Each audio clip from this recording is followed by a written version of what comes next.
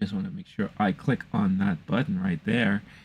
I am now also live on YouTube Shorts. So, as I say every stream lately, if you love the traditional format, stay where you are. You're good as is. If you prefer watching it on your cell phone and seeing on a vertical style format to this live stream, I consider myself to what's be a going on here? What gearhead am I and a hearing? Okay, shut up, stupid. All right, sorry. I just got hit with an ad, a random ad on one of the websites that I'm on right now. But yeah, if you prefer watching on your cell phone and you like the vertical stream, then obviously you could check it out on vertical formats there. So, all that said and out of the way, just give me 1 second here, guys. I am just, like I said, just a combination of messes throughout the day. So my brain is scattered all over the place, and I do apologize. Let me just make sure I check on this one notification here. Give me a second. Also, what's going on over here?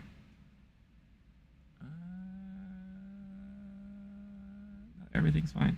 Okay.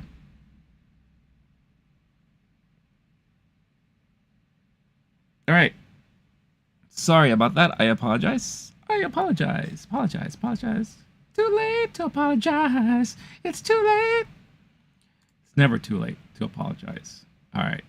So right before we get into the meat of the stuff from today that I want to talk about, something interesting just showed up on my feed for whatever reason. Um, and it's about T.J. Miller. So T.J. Miller is a comedian, comic actor. At one point, he was extremely popular, and he did like a lot of Netflix specials, I believe, if I remember correctly. He's done a lot of acting gigs. I'm trying to remember what show he was on that really made him popular. I can't remember. Was it Silicon Valley or one of those shows? I believe it was. And obviously there he had a fan base. If you remember, he appeared in the very first Deadpool movie as the bartender of I forgot where it was, this place, but he had interactions with Deadpool, and he was actually a pretty major character in the first movie at one point. And then he got canceled, basically. I forget right now the reasons as to why he got canceled. I think he said some racist remarks, or he had some point of view that was just really, really negative and bad. And so, for whatever reason, I guess he appeared on some sort of podcast. And he said on this podcast, he's basically saying that Ryan Reynolds was nobody before Deadpool. And that after Deadpool and the success of Deadpool, his attitude has changed and everything. And I don't know who to believe. Obviously, I'm not in that circle. I don't know anything about Ryan Reynolds. I just know he is a pretty established, not only actor, but he's also pretty well established as far as a business person, with his ownership of Mint Mobile now being bought completely by T-Mobile. He had that vodka that really sold well and all that. What's going on, kayak and fishing? Nice seeing you here. Thank you for saying hello.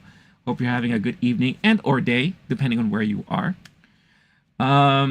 So and he seems to be a cool dude. He's pretty funny and all that. Uh, but for someone like T.J. Miller to say that Ryan Reynolds was a nobody, I don't know. This just screams as someone who's a little bitter to me, especially since he's not.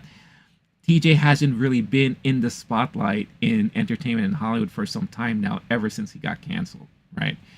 So there's a post here on Twitter with the video of what he's saying here. I haven't seen it yet, so I'm going to watch it now for the very first time. And let's see what this nonsense is with him and what is he talking about and all that. So let's listen in on this. something becomes super successful, people get really famous and then things get really weird. Wait, hold on a second. I want to make sure everyone can hear this. So let me know. Hold on. Let me just want to make sure everyone can hear this. When something becomes super successful, people get really Okay. famous and then things get really weird. And that's what happened from Deadpool 1 to Deadpool 2, was you first had Ryan Reynolds, who everybody knew who he was, but he never had, like, he'd had a lot of movies that were failures or just didn't do that well. And so Deadpool was a real long shot for him. And then so Deadpool 2, he was a different person. That's just a different guy. A guy that's become that famous in a movie that is that funny just kind of changes people, you know? And I don't think it really changed me at all, because I didn't give a fuck while they're like, he doesn't appreciate what's going on. When something becomes super successful. Wow. Okay, so that's where the clip ends pretty much. I'm just gonna say and call it what I see and call what I see here. This just sounds like someone who's kind of bitter and who's a little jealous. I'll be honest with you. I mean, he really could be truthful in saying that he really doesn't care, he doesn't give a fuck and all that. But I honestly feel like he's very bitter right now. And that sounds like someone who's bitter, because I mean, it's a short clip. I don't know what else he said or how else he elaborated on what he's saying. But how did he change? How did Ryan Reynolds change? What's so different from then and now? And what's interesting about this post is that it's someone who posted saying that this person has been working with Ryan Reynolds for 20 years and has never seen anything negative from Ryan at all, before and after Deadpool. And that same person has interacted with TJ Miller maybe twice and said that those interactions and those experiences were not that great. And she said, at least I was somewhat consistent. So I thought that's actually kind of funny. So yeah, I don't know what to take here, but I love it when these people, you know, they take shots of others because of whatever jealousy or, you know, envy, whatever the case is. It just sounds very childish. And TJ Miller, again, is just looking for that sound bit to kind of get him viral in hopes to maybe like reestablish himself or something. It wasn't even a funny comment. It just sounds like he's just someone who's just very bitter and sad and all. So I don't know. That's just kind of weird. And again, I don't know nothing because I don't know any of those guys. But just from looking at it and hearing from it, it just sounds like a lot of bitterness going on there. Kayak and Fishing, what is your thoughts about the new Deadpool movie? I'm looking forward to it. I think it's going to be a major hit this summer because there's so many people who are anticipating this movie. I also think it's going to be an important chapter in the MCU moving forward as far as how they handle their universe. It could be a situation for them to kind of reconfigure some things as far as the multiverse is concerned and all that. It's also probably going to be the stepping point into mutants and X-Men. And understanding, too, that the Hugh Jackman Wolverine we're getting here is not the Hugh Jackman Wolverine that we are used to in the Fox universe and in the Logan movie. This is an alternate version that we're getting. So it'll be interesting to see just how they play off of each other and the chemistry there. But we're definitely going to probably see a lot of cameos, a lot of Easter eggs. And I'm excited about that. You know, I think we need like a fun time at the theater with a superhero-based movie. And this could be that one that will give us that.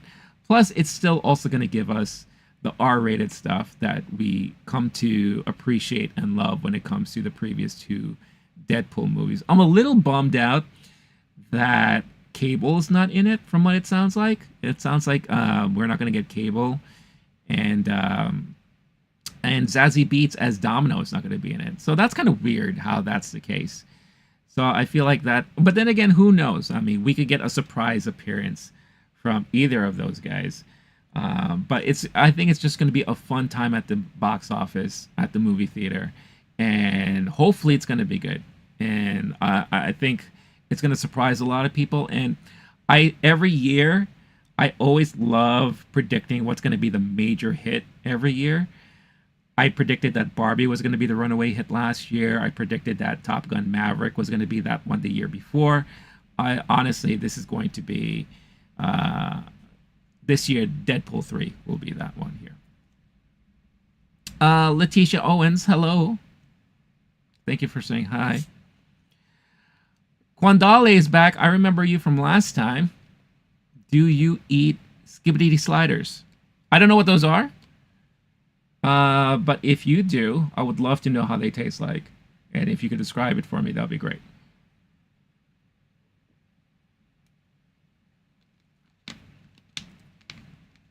So, there you go.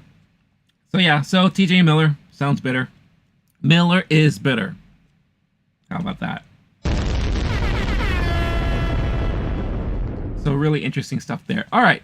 So all that silliness and drama out of the way there. Let us go into one of the things I wanted to do this evening is catch up on all the trailers that we got recently. Again, I stated that, upfronts are this week. We have Cannes Film Festival happening and starting this week. So we have a lot of movie trailers that are coming out. We have a lot of trailers for shows that are releasing to kind of help promote the upcoming seasons. So there's a lot of interesting things to check out. Let's start off today with the first one, being the brand new Wicked trailer that dropped this morning. Wicked is one of the highly anticipated movies of the year. Hold on one second. Let me just, because I have everything here, and I want to make sure that I have everything all nicely situated and ready, which is never usually the case. Because, oh, here we go. All right. Hush now. All right. Thank you. Woo, what a day. All right. So, yeah, so Wicked is one of those anticipated movies of the year. It's starring Ariana Grande, and I forget who the other performer is. It is Olivia. Wait, hold on. I don't want to mispronounce anyone's name. Let's see here. Cynthia Erivo. Not even Olivia. What the hell's wrong with me? But you have Ariana Grande and Cynthia Erivo playing the two witches from the great old Wizard of Oz franchise. And if you've seen the musical on Broadway or during one of the traveling programs, then you know exactly what you're getting yourself into. I know there are a lot of people who are fans of the books, and those fans are hoping that since the movies are split into part 1 and a part 2, that more stuff from the book series will be detailed and revealed in these movies. I don't know what it's going to be. For me, it kind of feels like when you watch the musical, it basically felt like there were two main acts, because you had the first act, which is basically centered around the Green Witch, right? Kind of her arc there, and like the friendship that she has with the Good Witch, right?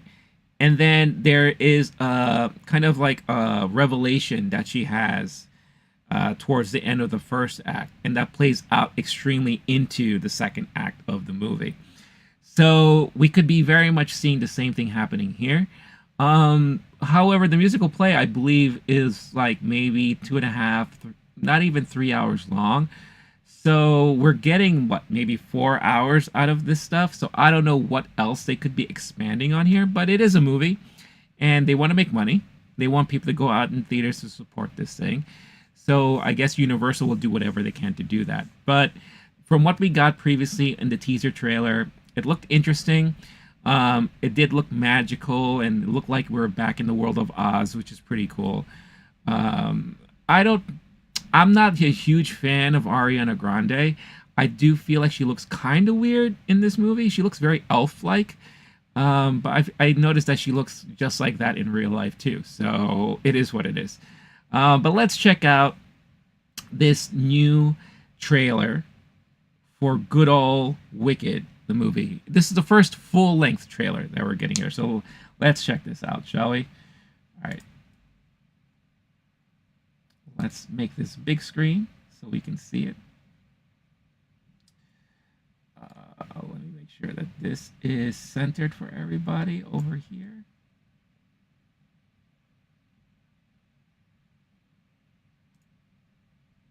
Give me 1 second, everybody. Everybody, give me 1 second. Center. Okay. All right, let's check this out. Are people born wicked? Oh, there's the hat. Have wickedness thrust upon them. Oh, there's a crazy monkey.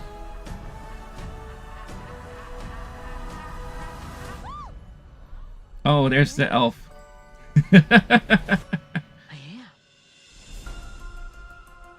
Welcome, new students, to Shiz University, Miss. Oh, that's Michelle Yeoh.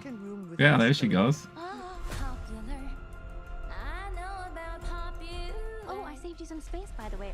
There's a popular song. I do not. I was promised a private suite. But thanks for asking.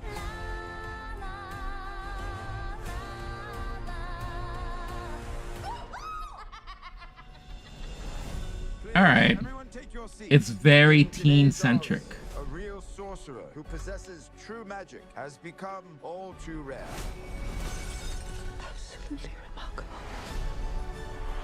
That was you who made all that happen. I don't know who the guy is. Who's that guy? I don't know. I've never known. You. Come with me. Of course. Not you. Haha.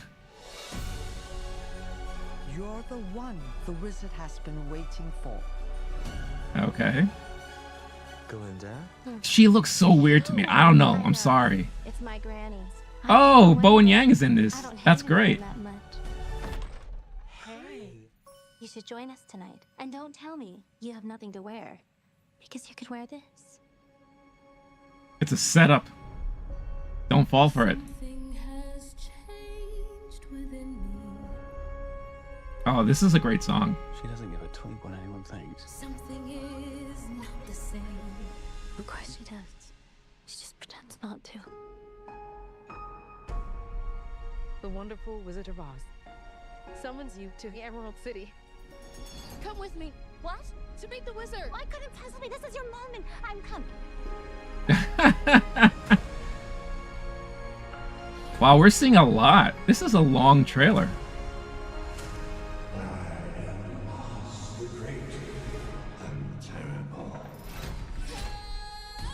Oh, there he is. Something bad is happening in Oz. The best way to bring folks together is to give them a real good enemy.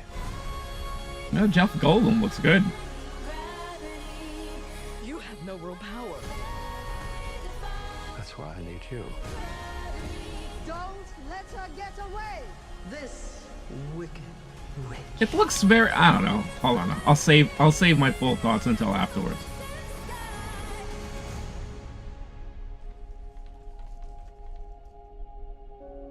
Don't be afraid. Oh, the Munchkins. Oh, was she an outcast of the Munchkin village? I don't remember the musical, so I'm sorry. It's the wizard who should be afraid of me. Oh, that's when she becomes evil.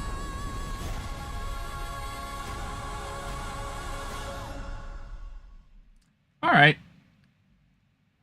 Look, I'll. All right, stop. Thank you. I'll say this. It looks interesting. It's coming up Thanksgiving, so it's a perfect family film. It's the perfect time for the families to go out and watch something like this. I feel like that's definitely going to play well with families. It leans a little bit more towards the teen side. I didn't get that feeling when I saw the musical. I feel like here, it feels like any one of those shows that we've gotten recently, like Wednesday, Harry Potter. It follows that same type of trope and premise where it's like, okay, you have these two rivalries in school. They're all trying to be the person and all that. And then one is outdoing the other, gets more popular, right? And then there's the jealousy that forms, and then they somehow form a friendship together. And then one person realizes that maybe they're more than what they're supposed to be, or one leans more towards the dark side, and blah, blah, blah, this and that. So I feel like it's a very common storyline, very common thread that we've gotten, and we've seen before in previous iterations of TV and movies and what have you.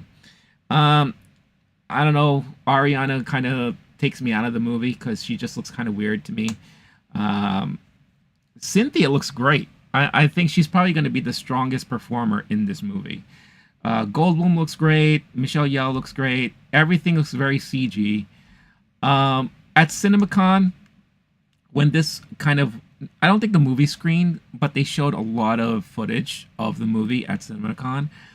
And you had a lot of people and I guess pundits and critics really praising the movie, saying that it's going to be a fantastic hit. It looks, wonderful and all that. But then I saw that there was like a handful of people who actually went against that and said, I don't know about this one. This one doesn't look like it's going to be that great, in all honesty. There's just some things about it that just look off. And that's kind of where I'm at right now. Like, I'm not fully intrigued in wanting to see this movie. I will eventually see it, yes, because I want to talk about it and I want to be able to give my full thoughts on it. But as of right now, it doesn't feel... It doesn't appeal to me. And maybe it's because I'm not the demographic it's trying to go for, which is very possible. But I'm pretty sure there's going to be a lot of younger generation, a lot of theater people, a lot of fans of the musical, and a lot of fans of the books who's dying to see this movie. I guess I'm just not one of them. Yeah, I'm just going to be completely honest. I thought Wizard of Oz was a great movie when it came out. It's still a great watch today. Every time they try to do some sort of sequel or some sort of follow-up to that world, it just never seems to work. Remember Return to Oz back in the day? That was a hot, stinking pile of doo-doo. And then, the musical itself, when it came out, I thought was well done. But it's different when you're seeing a performance on stage versus what they're trying to do here in the movie. We heard glimpses of Popular and Defying Gravity. And I'm sure Defying Gravity is going to be like that major hit song from this movie. The Popular song sounds a little bit annoying.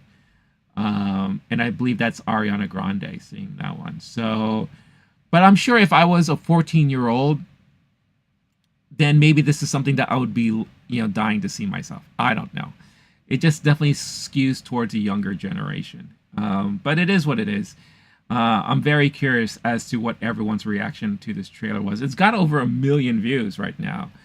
And in some of the quotes here, let's see. Finally, or comments, I should say. Finally, a musical that isn't ashamed of being a musical.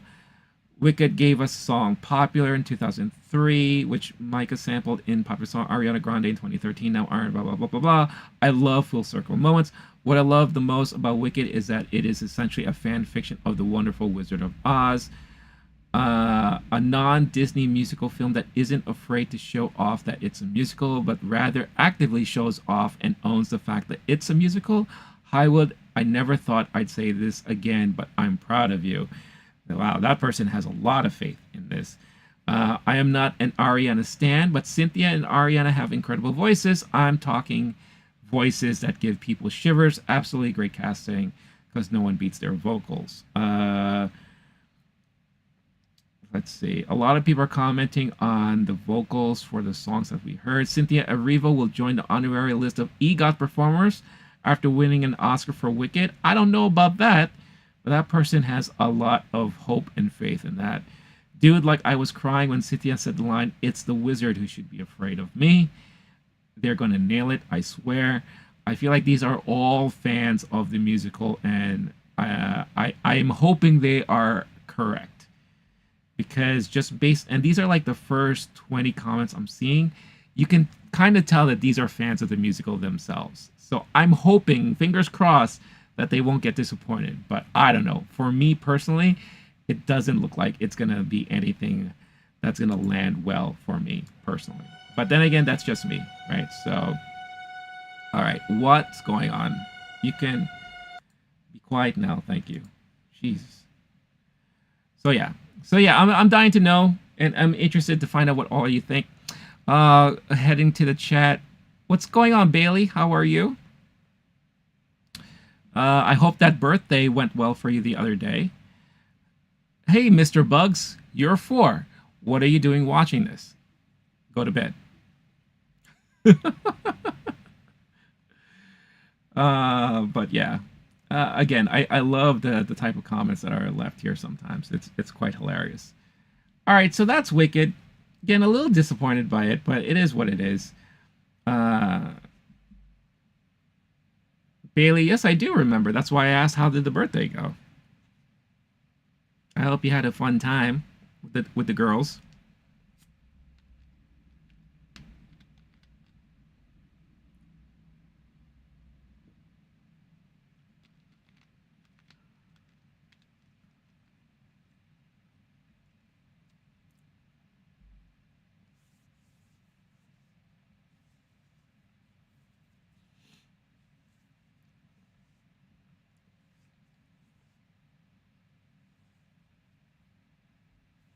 I told you make another and you didn't.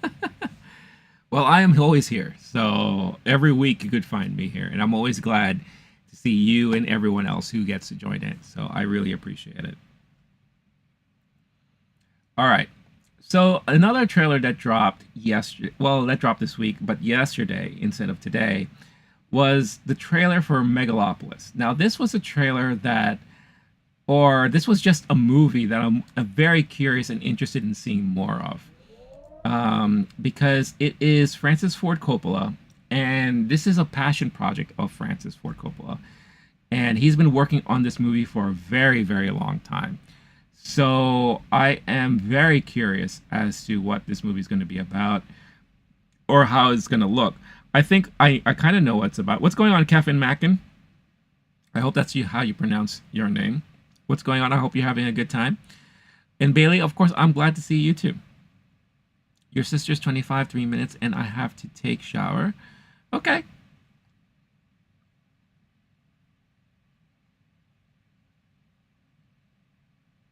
I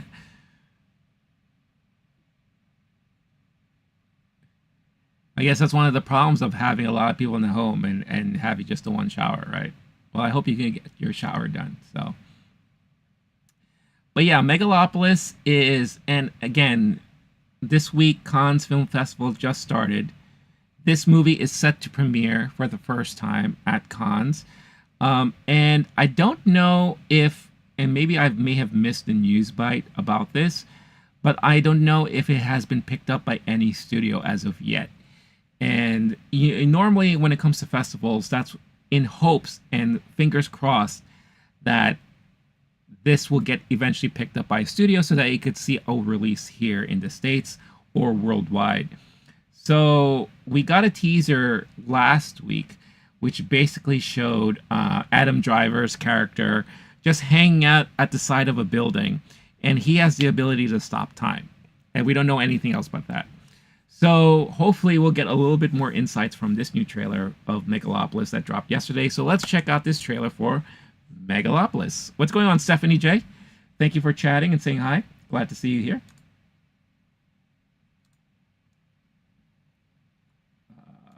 Let's check out Megalopolis, shall we?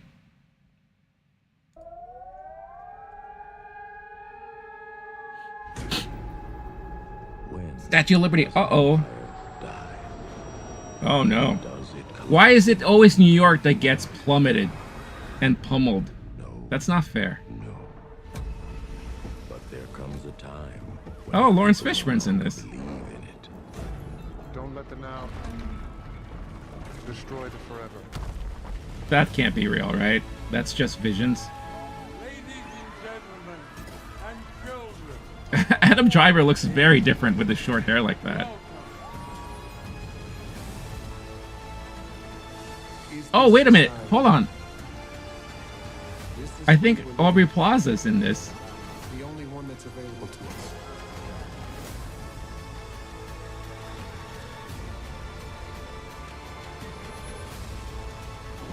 We are taking our city back.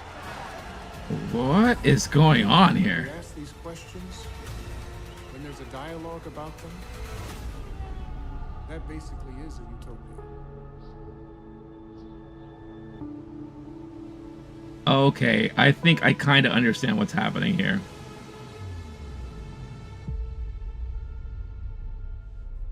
Adam Driver. Oh wait, hold on. We're gonna have to go through all that again. All right, hold on. Let's go back because I think I did see Aubrey Plaza in this. Let's see. Let's look at this cast, shall we? Hold on. All right, so we have Adam Driver, Giancarlo Esposito, Natalie Emmanuel, Aubrey Plaza. I was right. Shia LaBeouf is in this. John Voight, Jason Schwartzman, Talia Shire, Grace Vanderwall, Lawrence Fishburne, Catherine Hunter, and Dustin Hoffman. Wow, what a cast! Holy cow! All right, color me totally intrigued here. And if that was Aubrey Plaza that we saw, then she looks fantastic in this movie. I'm a big Aubrey Plaza fan.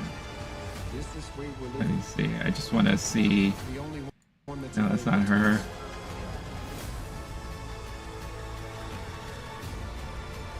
This is such an interesting premise, and I think I kind of understand what's happening.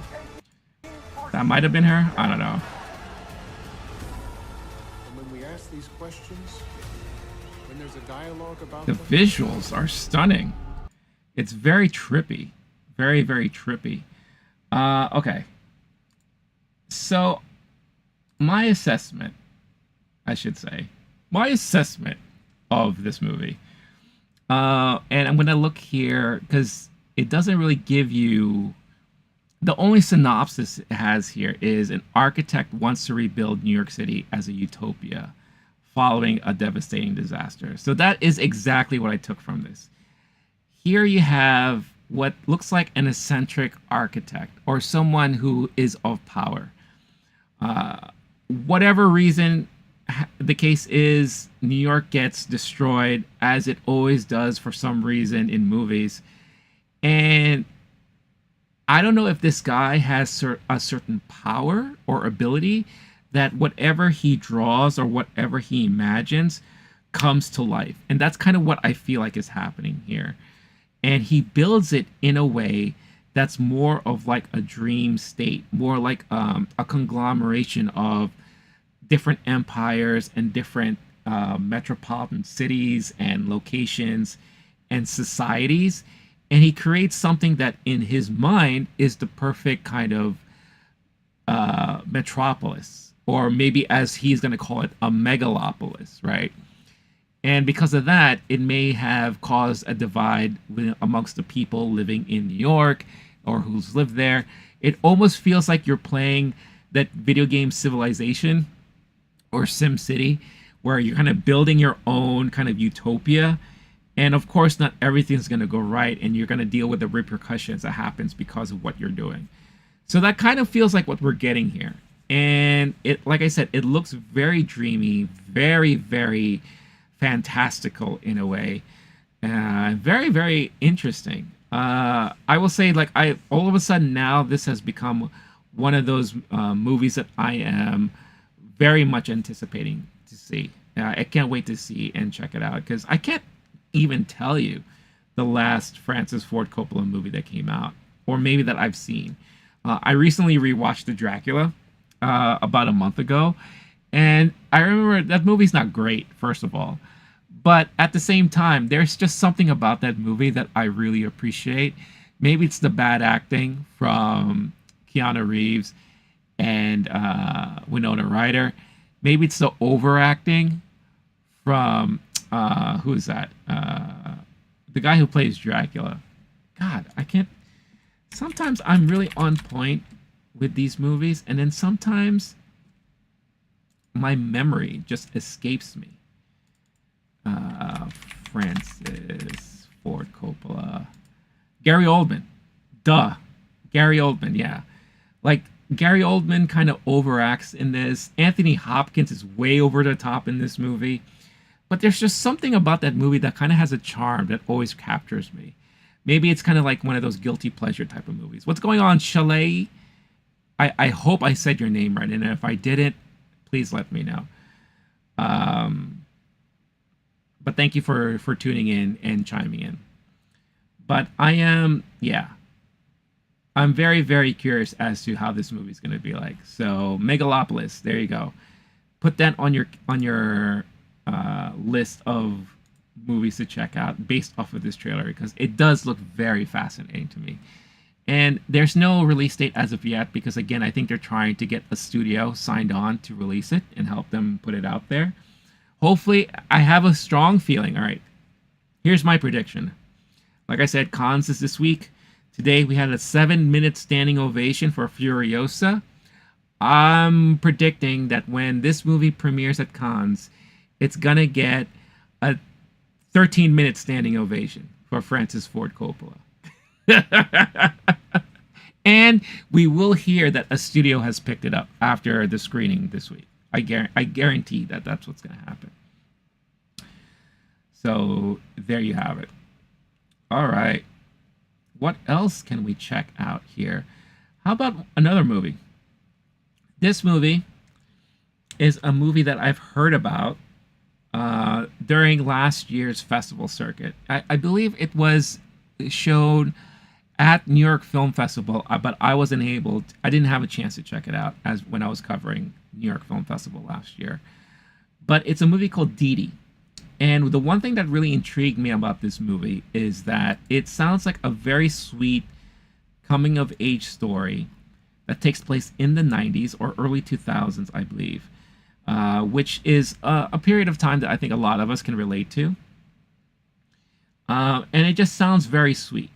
So I'm reading here. Plus, it is from filmmaker Sean Wang, who was previously nominated for an Academy. I don't know for which movie, but I'm going to look that up just briefly. So, written and directed by Academy Award nominated filmmaker Sean Wang. The film is set in 2008 in San Francisco. Funny, irreverent, and affecting ode to first-generation teenagers navigating the joy and chaos of adolescence as seen through the lens of a 13-year-old Taiwanese-American boy. Played by Isaac Wang, who was in Good Boys, Disney's Raya, and The Last Dragon. It premiered at Sundance, and it received critical and audience acclaim, winning both the U.S. Dramatic Audience Award and the U.S. Dramatic Special Jury Award for Best Ensemble Cast. So that sounds exciting there. So definitely want to check this out. It sounds intriguing. It sounds definitely like a movie that I would be interested in. And Sean Wang, let's see, filmmaker. What was he nominated for? Oh, okay. So last year, Sean Wang did a very sweet short documentary film called Nai Nai and Wai Po. And it was nominated for, I believe, documentary short at this past Oscars. And it was a very, very sweet and cute film about two grandmothers, I guess you could call them, but two elderly women that live together and kind of like how they go about their everyday lives and all. Oh my God. I love that short so much. It was so well done. So yeah, so I guess this is his first full-length feature film, and I'm definitely curious in checking this out. So here is the trailer for Dee Dee, the official trailer release here, and let's check it out.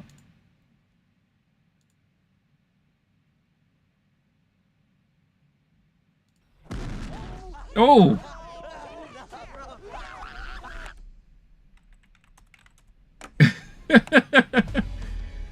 It already feels very 2008. Just call me Wang Wang. What should I call you?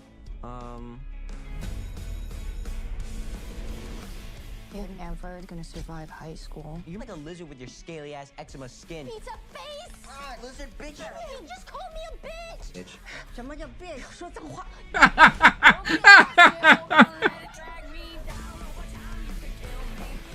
Yeah, this is very punk, like punk rock. Max 啊，保持4.0的 GPA。哦，Chris 拍 video。 Oh my god, it's like early Jackass days. You're handsome. That's why Maddie likes you, baby. Lean into the person until your lips touch. Oh my god. This is like early days of YouTube too. Are you nervous? Yes. What?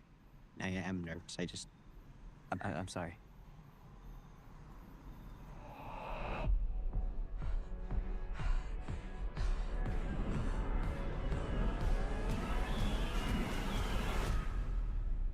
Wow, look at all those praises. Fine. Child. Little MGMT action. 知道你这样做，别人会怎么看我？ I'm your son. I'm sorry I'm not a bragging right to your friends. If you guys need a filmer, I film. So, Oh, that's who are those crazy. new people you've been hanging out with? Friends. Promise me you won't do anything stupid.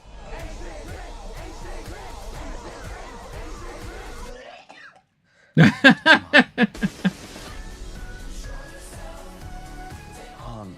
you ashamed of me?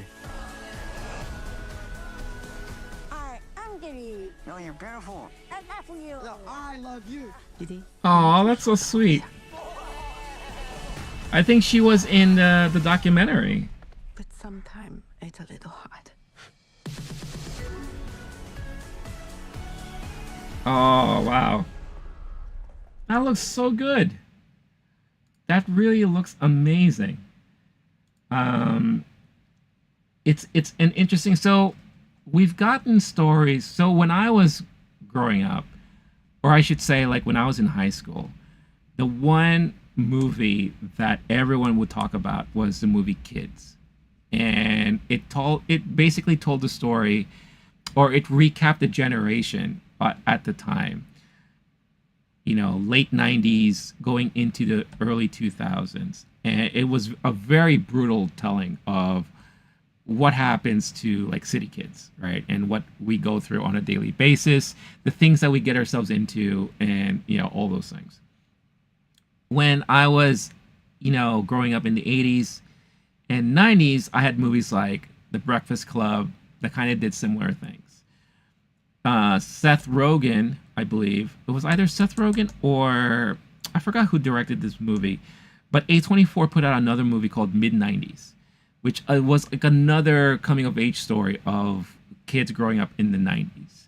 So I feel like every generation kind of needs that movie that tells kind of how it was growing up during that time period. This, for me, looks like an amazing representation of growing up in the late 2000s, going into the early 2010s, when, you know, a lot of people were coming off of the angst and anger of the late 90s, early 2000s, you know, the Limp Bizkit era, the Jackass era. YouTube is very new at the time, right? So a lot of people were finding and, you know, familiarizing themselves with the internet, basically, and watching videos online. And I remember, and I just had this conversation with a good friend of mine, where the majority of the videos that were posted on YouTube around that time when it first came out were small clippets of like people doing stupid things, but most of it were like skateboarder videos. So I thought it was like, this is perfect because it is around that time where you have, I guess Didi is the name of the boy, or Asian Chris, as he was being referred to here in the trailer, is finding his way of becoming like kind of like a quote unquote filmmaker, or someone who loves capturing moments on film. Hooks up with a bunch of skateboarders, and now that's his life, and he becomes like a skater documentary person or a skater videographer, which was such a thing during that time too. I mean, this is around the same era, around the same time when Supreme got very popular and big. So the skater lifestyle and this skater kind of persona and look got really big and popular in the 2000s. It has somehow the skater life got like a resurgence, it was kind of like reborn, because it was absent for a while, and then I guess it was like reimagined after the whole Jackass era, because a lot of those guys were former skaters, and it kind of like highlighted the popularity and I guess the lavishing lifestyle of not giving a fuck and doing whatever you want. So I love how this movie seems to incorporate a lot of that in there. Plus, it's also a very heartfelt, from what it looks like, a heartfelt coming of age story, especially for someone who is of ethnicity growing up around that time. So I'm going to be very curious as to how they address that as far as like the ethnicity growing up around that time, because it wasn't easy for a lot of people too. So yeah, it looks great. It looks really, really good, and I can't wait to check it out when it comes out. I kind of feel bad that I didn't have a chance to check it out when I had the chance before, but yeah, everyone will have a chance to hopefully check it out when it comes out in July. So yeah, let me know in the comments if that looks like something that you would totally be interested in, because I'm totally interested in it myself. All right, let's see here. So we got a lot of other trailers to check out today. There's a very short teaser from Lionsgate about a movie called Never Let Go. Let's see. Very, very short. I usually don't like checking out such short trailers because you really don't get anything out of it. But it looks like we're getting a horror movie here, and it's starring Halle Berry. So let's just quickly check it out just to see what it's about. Maybe we can get some insights as to what's going on here. 18 seconds only, so we're not going to see much of anything. Spooky house, spooky drawings. There's Halle Berry, looking all spooked out. Oh!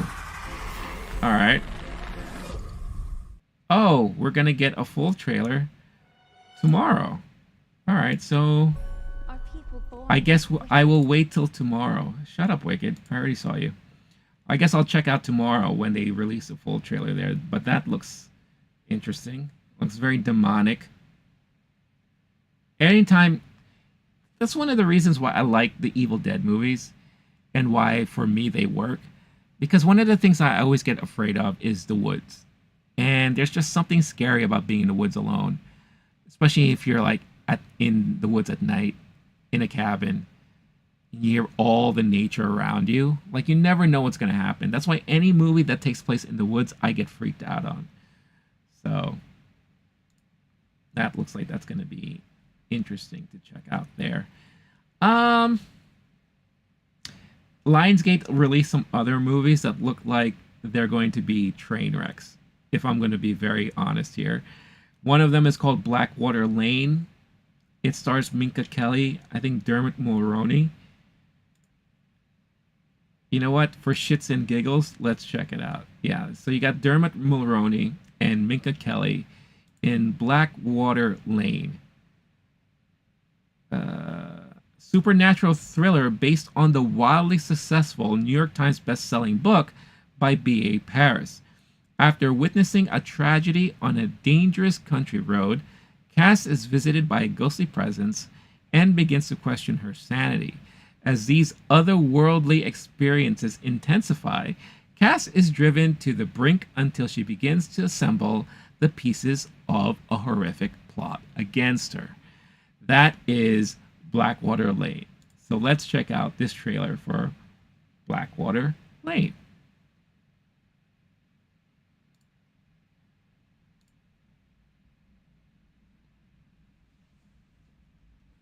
PG-13. Can't be good. Hello? Hi, it's me. I'm in your phone.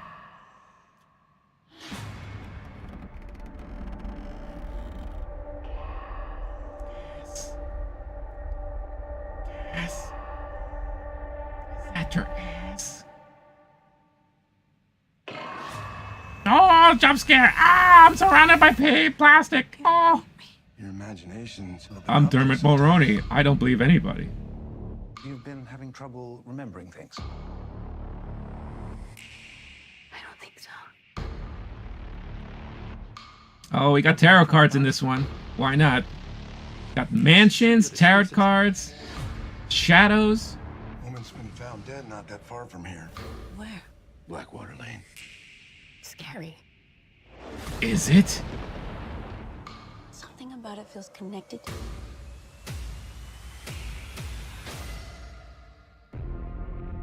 Are you still taking pills? Oh, she's a pill taker too? Oh, no. You have all the tropes. Oh, dead bird. Oh, my God. Help me. I think I'd have to pack up and move.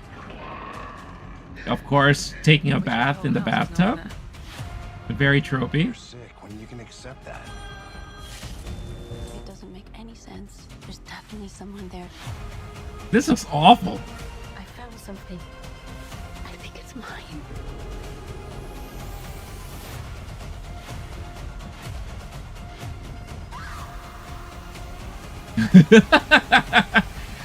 Look, honestly, I don't even know what's happening here. It's just a bunch of nonsense from what it looks like. Okay, that looked terrible. I'm gonna say it right now. That looked awful. What's going on, Faithy? Thanks for chiming in. Hope you're having a wonderful day, evening. Yeah, Blackwater Lane, more like who gives a fuck lane. Sorry, that was...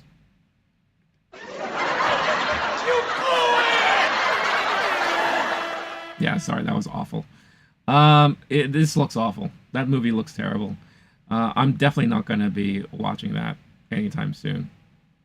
And why am I getting a call on WhatsApp from a Gianna that I don't know anyone about? Okay, that's weird. It's a weird day today, guys. I don't know what's happening. I don't know what's happening. Should I answer it? Why is that someone calling me? How much you want to bet? It's probably some like very bad Chinese voice message. Yeah, no, I don't have the patience for that right now. But yeah, Blackwater Lane. Check it out if you dare. And then there's another trailer from Lionsgate. Lionsgate was on a roll releasing trailers. It's another movie called It's Not Over. This one, oh, this is going to be a fun one to see. It stars Christopher Lambert and Gianna Capaldi. All right. You know what? Let's read the synopsis of this movie here. In the middle of a torrid love affair, the lives of Sarah and Max are thrown upside down after Sarah's abusive husband dies in a freak domestic accident. Now able to share their love in the light of day, the happy new couple appear to have everything they have ever desired until Max notices something different and disturbing about Sarah. As he digs deeper into Sarah's strange behavior, he uncovers a dark secret beyond comprehension. Christopher Lambert stars in a spine-chilling thriller that will keep you guessing until the very last minute. All right, so can we believe this synopsis? Will it have us, chilling and thrilling and guessing until the very last minute? Let's check out this trailer too. It's not over. Because it's not over until it's over. I want to take a picture of you. Me? Yes, I'd like Me? to. Come on. Why? You remember I told you Sarah was this really talented photographer? Dad, you're going to I lied. She's not. She's awful. And I hate how I look in her photos. Oh, hello. Sexy time. love you. Sexy time. This girl is good for you. I'm going to... Until she's not. Easier. Move in together. Freedom is the most important thing I have. I've just learned she has a very particular personality. Don't you talk to me like that. Okay. So she's psychotic. Oh, and she kills animals. That's nice. And takes pictures of them. What is it with this picture? It's always kind of crooked. Oh.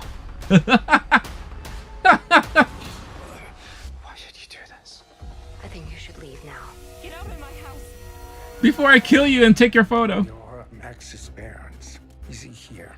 I haven't seen him. Maybe he left without telling anyone. She did something. Do you know how many people walk What happened to Christopher Lambert's face? never want to be found? Definitely not my son. Oh man, Know something. that guy was Raiden in Mortal Kombat. Coincidences don't exist. What are you talking about? I didn't know anything. Sarah? I'm gonna kill you, Sarah. Her husband dies in an accident. That shot is so overplayed. The whole shot of the guy standing there and then the car drives by and they disappear. Oh, she left me tied up. It's not over, Sarah. Do you have any ill intentions? I mean, should I be worried? You should. Because I'm gonna cut your penis off. What kind of horror?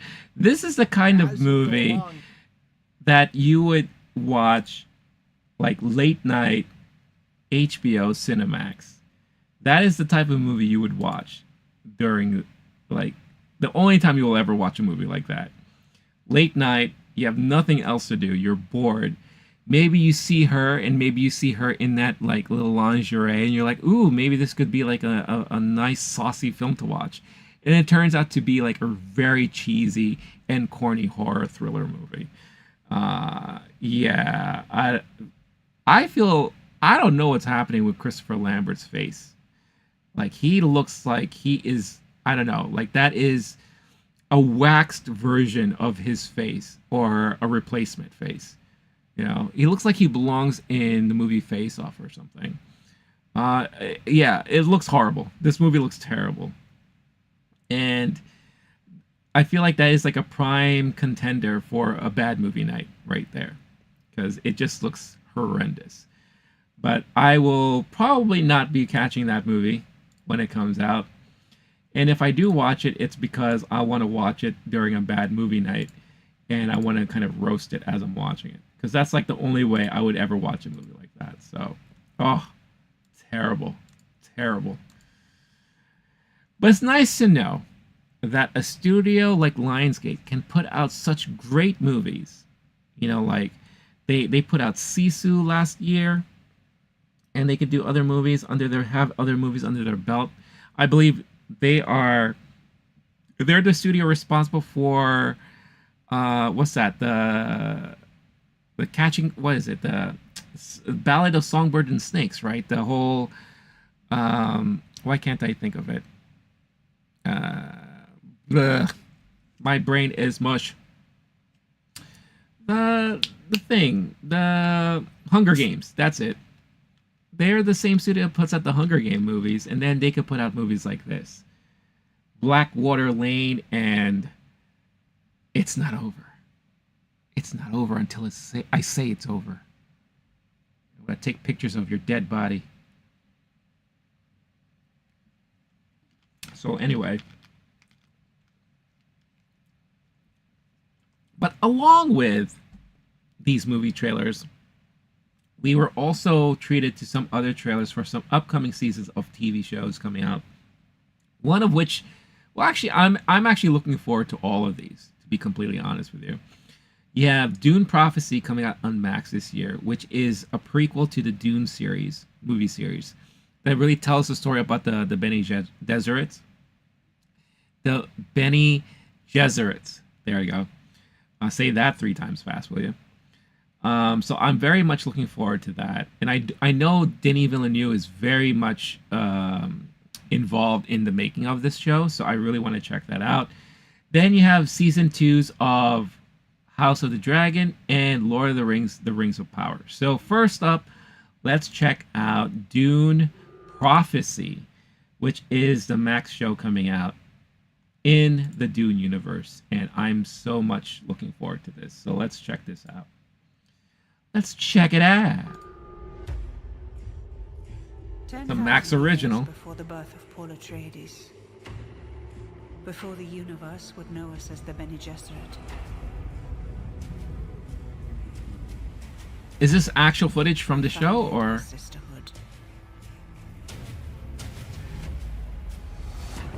assigned to the great houses Looks to good. help them sift truth from lies. Oh, is that Mark Strong?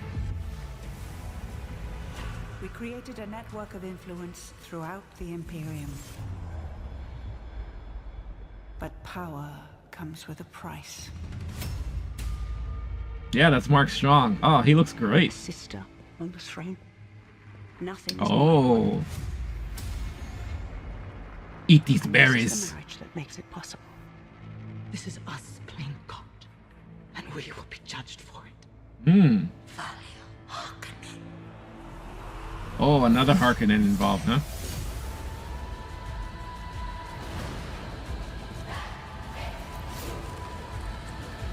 This looks great. Dune Prophecy. Sisterhood above all. Is she supposed to be... Alright. Is she playing the younger version of the elderly person in the movies? You know, the one who is always barking orders at Rebecca Ferguson's character and all that. Is she playing the younger version of her? Kind of looks like it to me. That show looks fantastic. I'm excited for that series now. I can't wait to check that out. It's going to be interesting to hear how they tell the story of the Bene Gesserits and how they become such a major influence in the world of Dune. Because it does seem like they have their hands tied to a lot of things. And they, in a way, are kind of like the puppet masters behind the scenes when it comes to a lot of these decisions. Or they at least find their way into touching all of these things. So, very, very interesting to check that out. EC, that's a wonderful way to get yourself completely banned from the channel. So congratulations. I hope that makes you happy there. Saying such silly things like that. You know, I just don't understand. Like, look, I'm all about saying whatever you want to say in chat and everything. But what do you get out of saying such stupid things? That's what I want to know. I want to know, like, you know, saying such stupid comments, like, what do you get out of it? You know, do you, like, masturbate to yourself as you're saying these things, as you pat yourself on the back and rub one out? I'm just very curious. Because, you know, I can tell you right now, you should probably spend your time better-wise somewhere else and doing other things. But I appreciate the chat. Thank you. Anyway, Dune Prophecy looks like that's going to be something I'm going to look a lot, you know, I'm going to look very much forward to. The synopsis here is like 10,000 years before the birth of Paul Atreides. So we're going way back in time for this one. So that's going to be really interesting to see how that coven, and there's no other better way to describe them, as they are a coven of like what seems to be like witches, I guess, right? Because they do have that power. And it's very, very interesting to see how they come into formation and their influence and control over the entire, all the family houses in the Dune universe. So, but it does look like we still have a Harkonnen influencer in there. So that's going to be interesting to check out. All right, the next trailer I want to definitely check out here is Lord of the Rings of Power Season 2. I am probably one of the few that actually really enjoyed the first season. I do admit, though, it was a very slow rollout, and the series itself got stronger the later in the season it got. And I've said this before, I hate telling people that, because it's like telling people you have to wade through a whole bunch of crap in order to get to the good stuff. If someone told me that every time, I would hate that, you know. So, but it's true in this case, where I thought the season was at its strongest probably within the last 4 episodes of the season, and it had me excited and looking forward to what they're going to do in season 2. Plus, it still amazes me the fact that the amount of money Amazon has spent on this show in particular. you know, it'll just be very, very interesting to see what we have now in store for season 2, if we're still going to maintain the same type of quality as far as visual effects and storytelling is concerned. I also think season 1 was poorly hampered by the mistiming of its release, because it came out around the same time, if I believe, around the same time as The Last of Us, or was it House of the Dragon? I forget which one it was. But when you have competing fantasy stories against each other, and you have such a fan base for Game of Thrones, then of course you're going to have more people probably choosing that over Lord of the Rings, even though there is also equally a strong base of Lord of the Rings. But yeah, I'm just curious to see what we have in store for season 2 here. So let's check out the trailer for season 2 of The Rings of Power, shall we?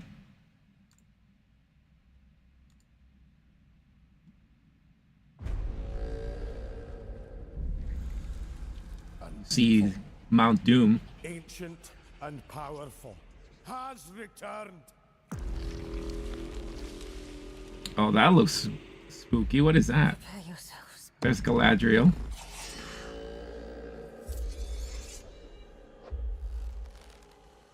Oh, I love this. I love that we're getting out the elves in action here. Worms his way inside your mind. The crest of him slithers in. The influence of Sauron. I think he has been here. I think there's the eye. Among us all along. Is this the embodiment of Sauron right here? Every soul in Middle-earth is in peril. Oh, damn.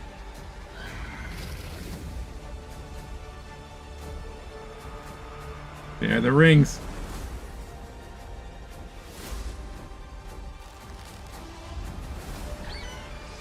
Oh, the eagles!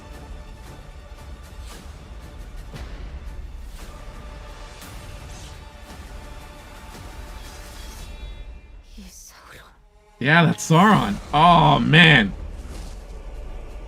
Oh. There's his castle. Or his tower. All right. I'm excited. I'm looking forward to it. It has everything kind of what I want. I want to see more action. I want to see the elves do more things.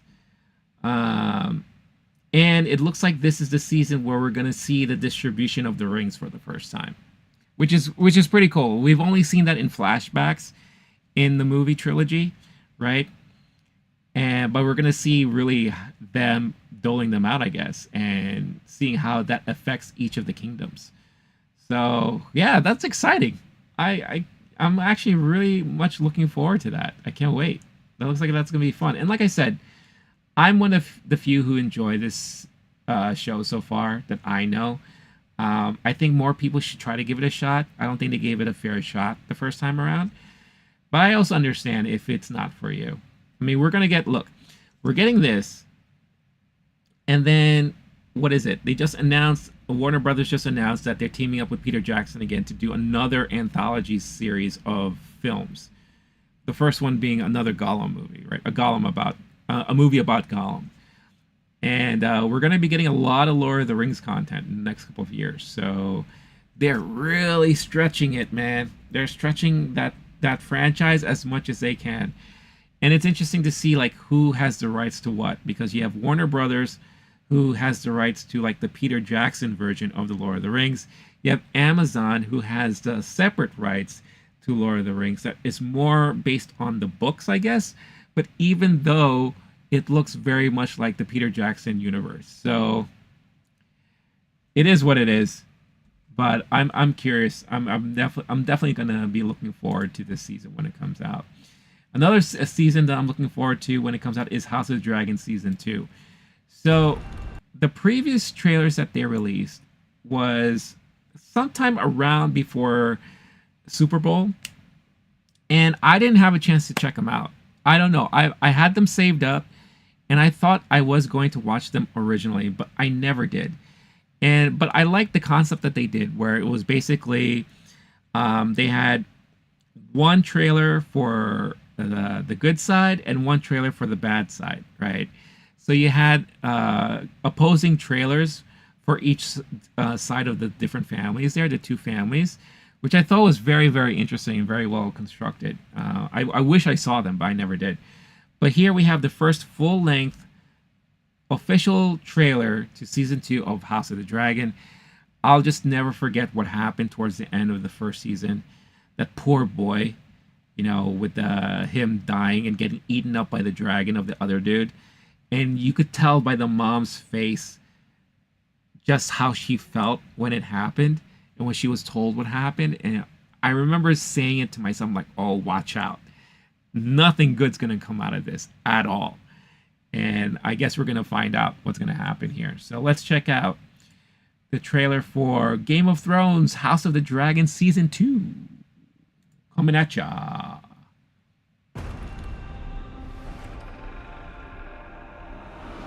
The Targaryen who sits the Iron Throne is not just a king or a queen. They're the eggs. They are a protector of the realm.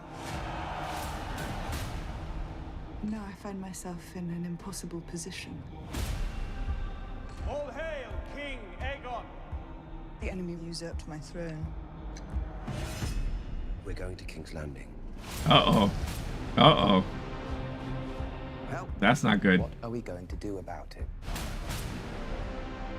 We must play the ball. There he is. Proceed cautiously. Fuck dignity. Wow. Yikes. It's gonna be a bloodbath. The great houses will come to our side. I did not think they would be so eager to die. I love the arrogance. He does so good like that, Matt Smith. The realm's only hope is in a leader strong enough to unite it. Yo, that dragon is huge. Accept me as your queen and ruler. Well, you guys did kind of bone before, right? So. Whoops. This senseless war's end Shall not let us prevail. Not like this. Alicent towards love for our enemy. That makes her a fool. I love that we're getting a little bit of the wall, too.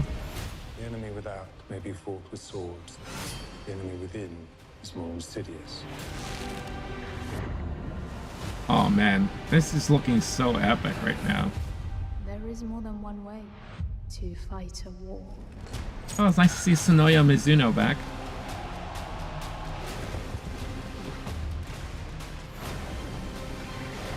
Yes, give me more dragons, more dragon fighting. War is coming, and neither of us may win. Oh, get ready.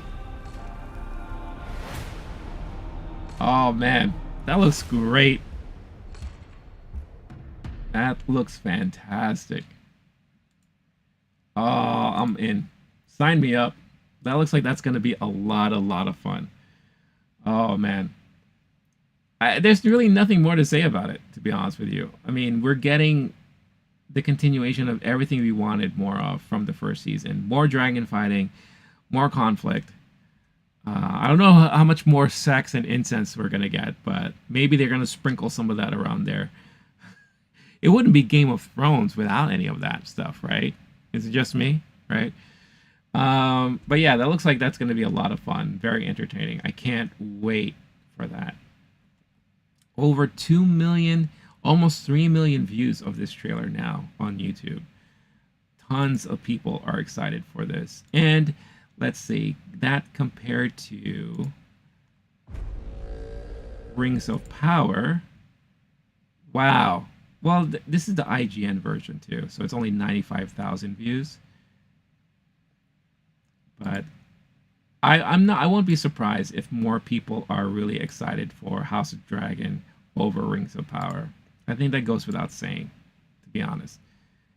But regardless, I mean, both are, in my opinion, fun shows, fun seasons, and I can't wait to check out more when it finally comes out. So I'm excited.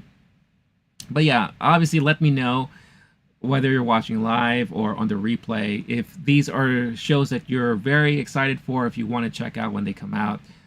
I would love to hear all your thoughts and comments on all of that stuff. All right. So that covers the trailer portion of this stream this evening. Again, I hope everyone's having a good day, good night, wherever you're hailing from.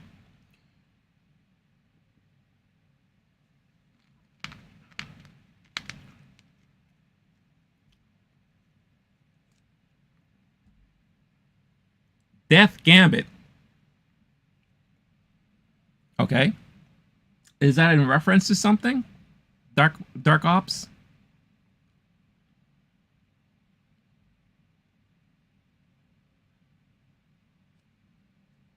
I'm curious if that is in reference to anything in particular.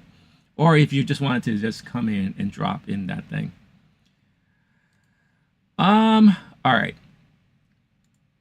So a lot of interesting news came out this past week. Or this week. We're still in this week right now. But there's a lot of interesting news that came out movie related wise.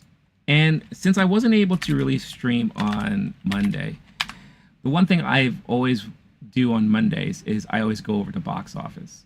And I have to say that I was really, really pleased with the results of Kingdom of the Planet of the Apes.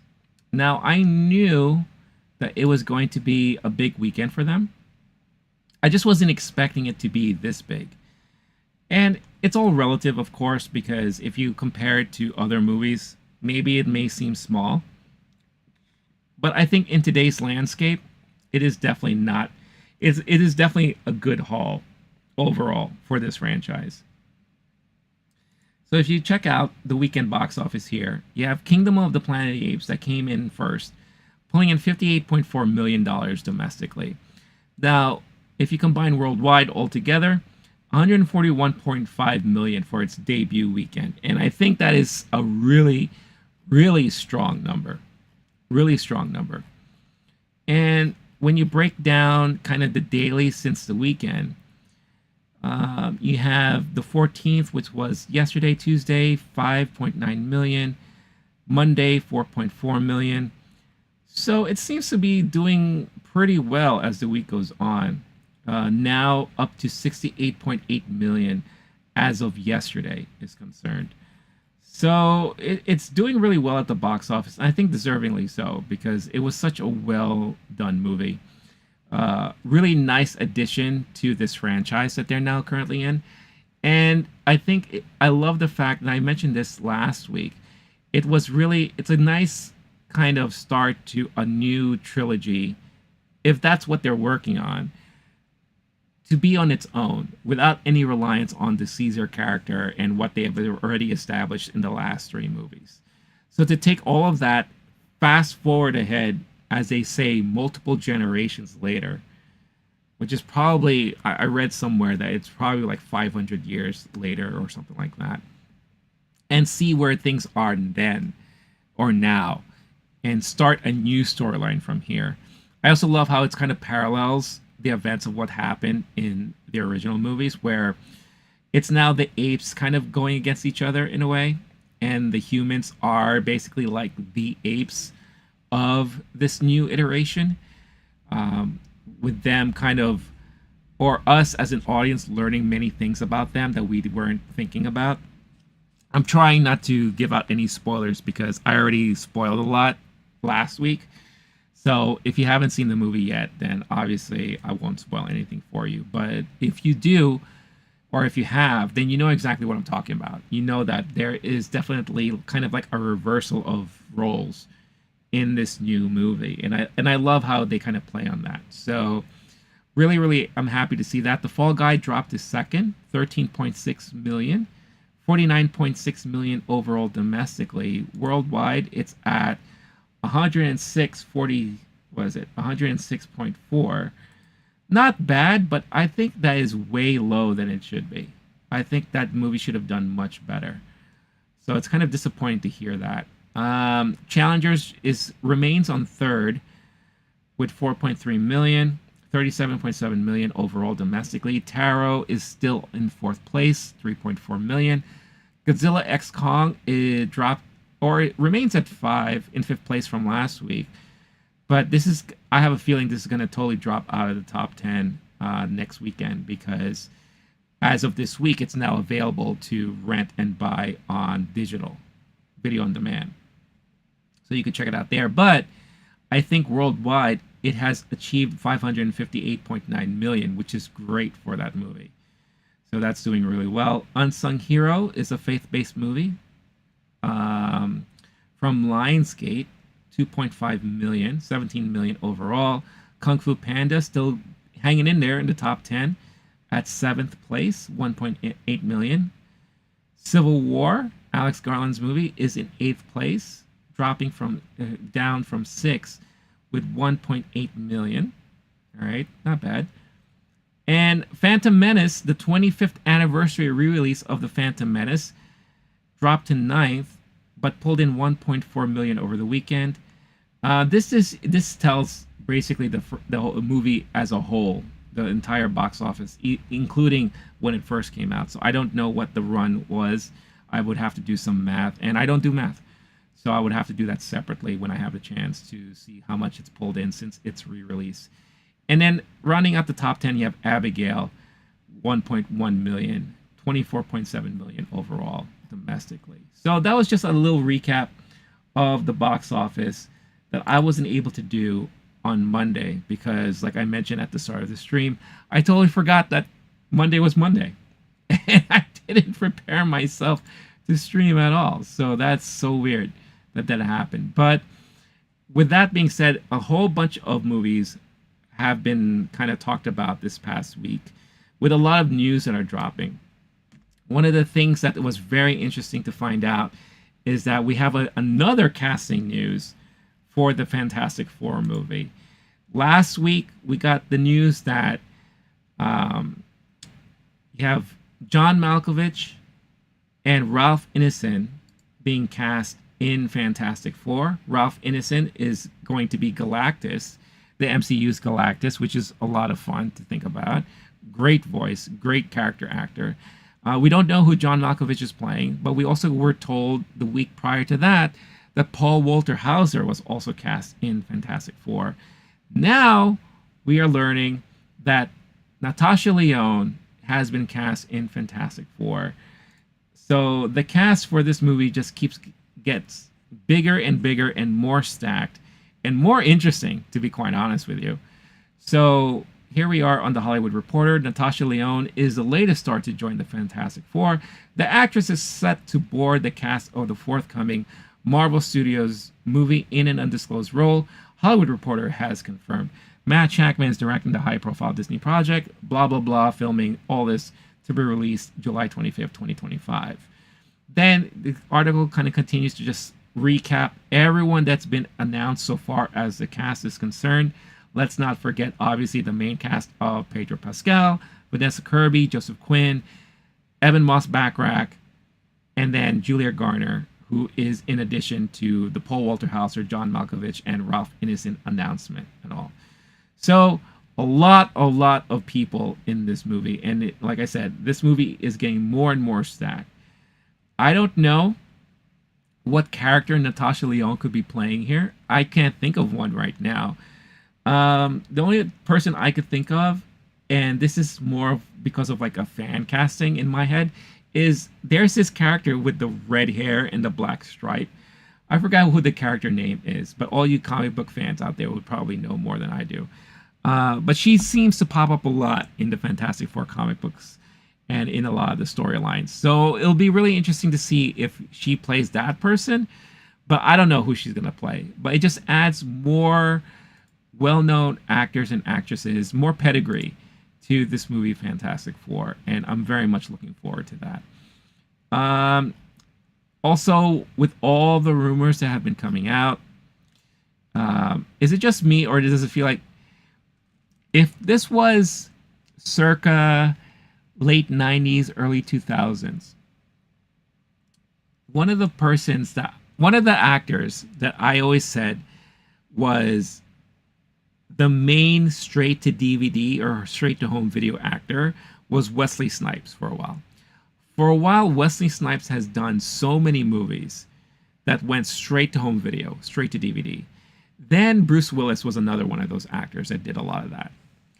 I feel like Adam Sandler, with his deal with Netflix, has become that in this modern day and age.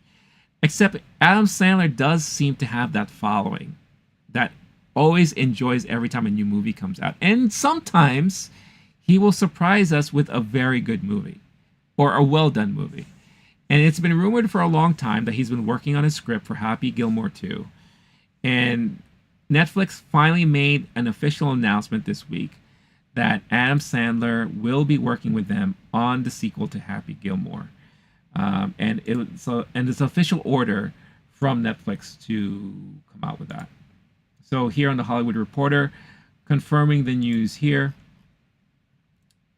the streamer announced at its upfront presentation to advertisers on Wednesday that it was moving forward with the Happy Gilmore 2, with Adam Sandler on board to reprise his role as the titular rage golfer.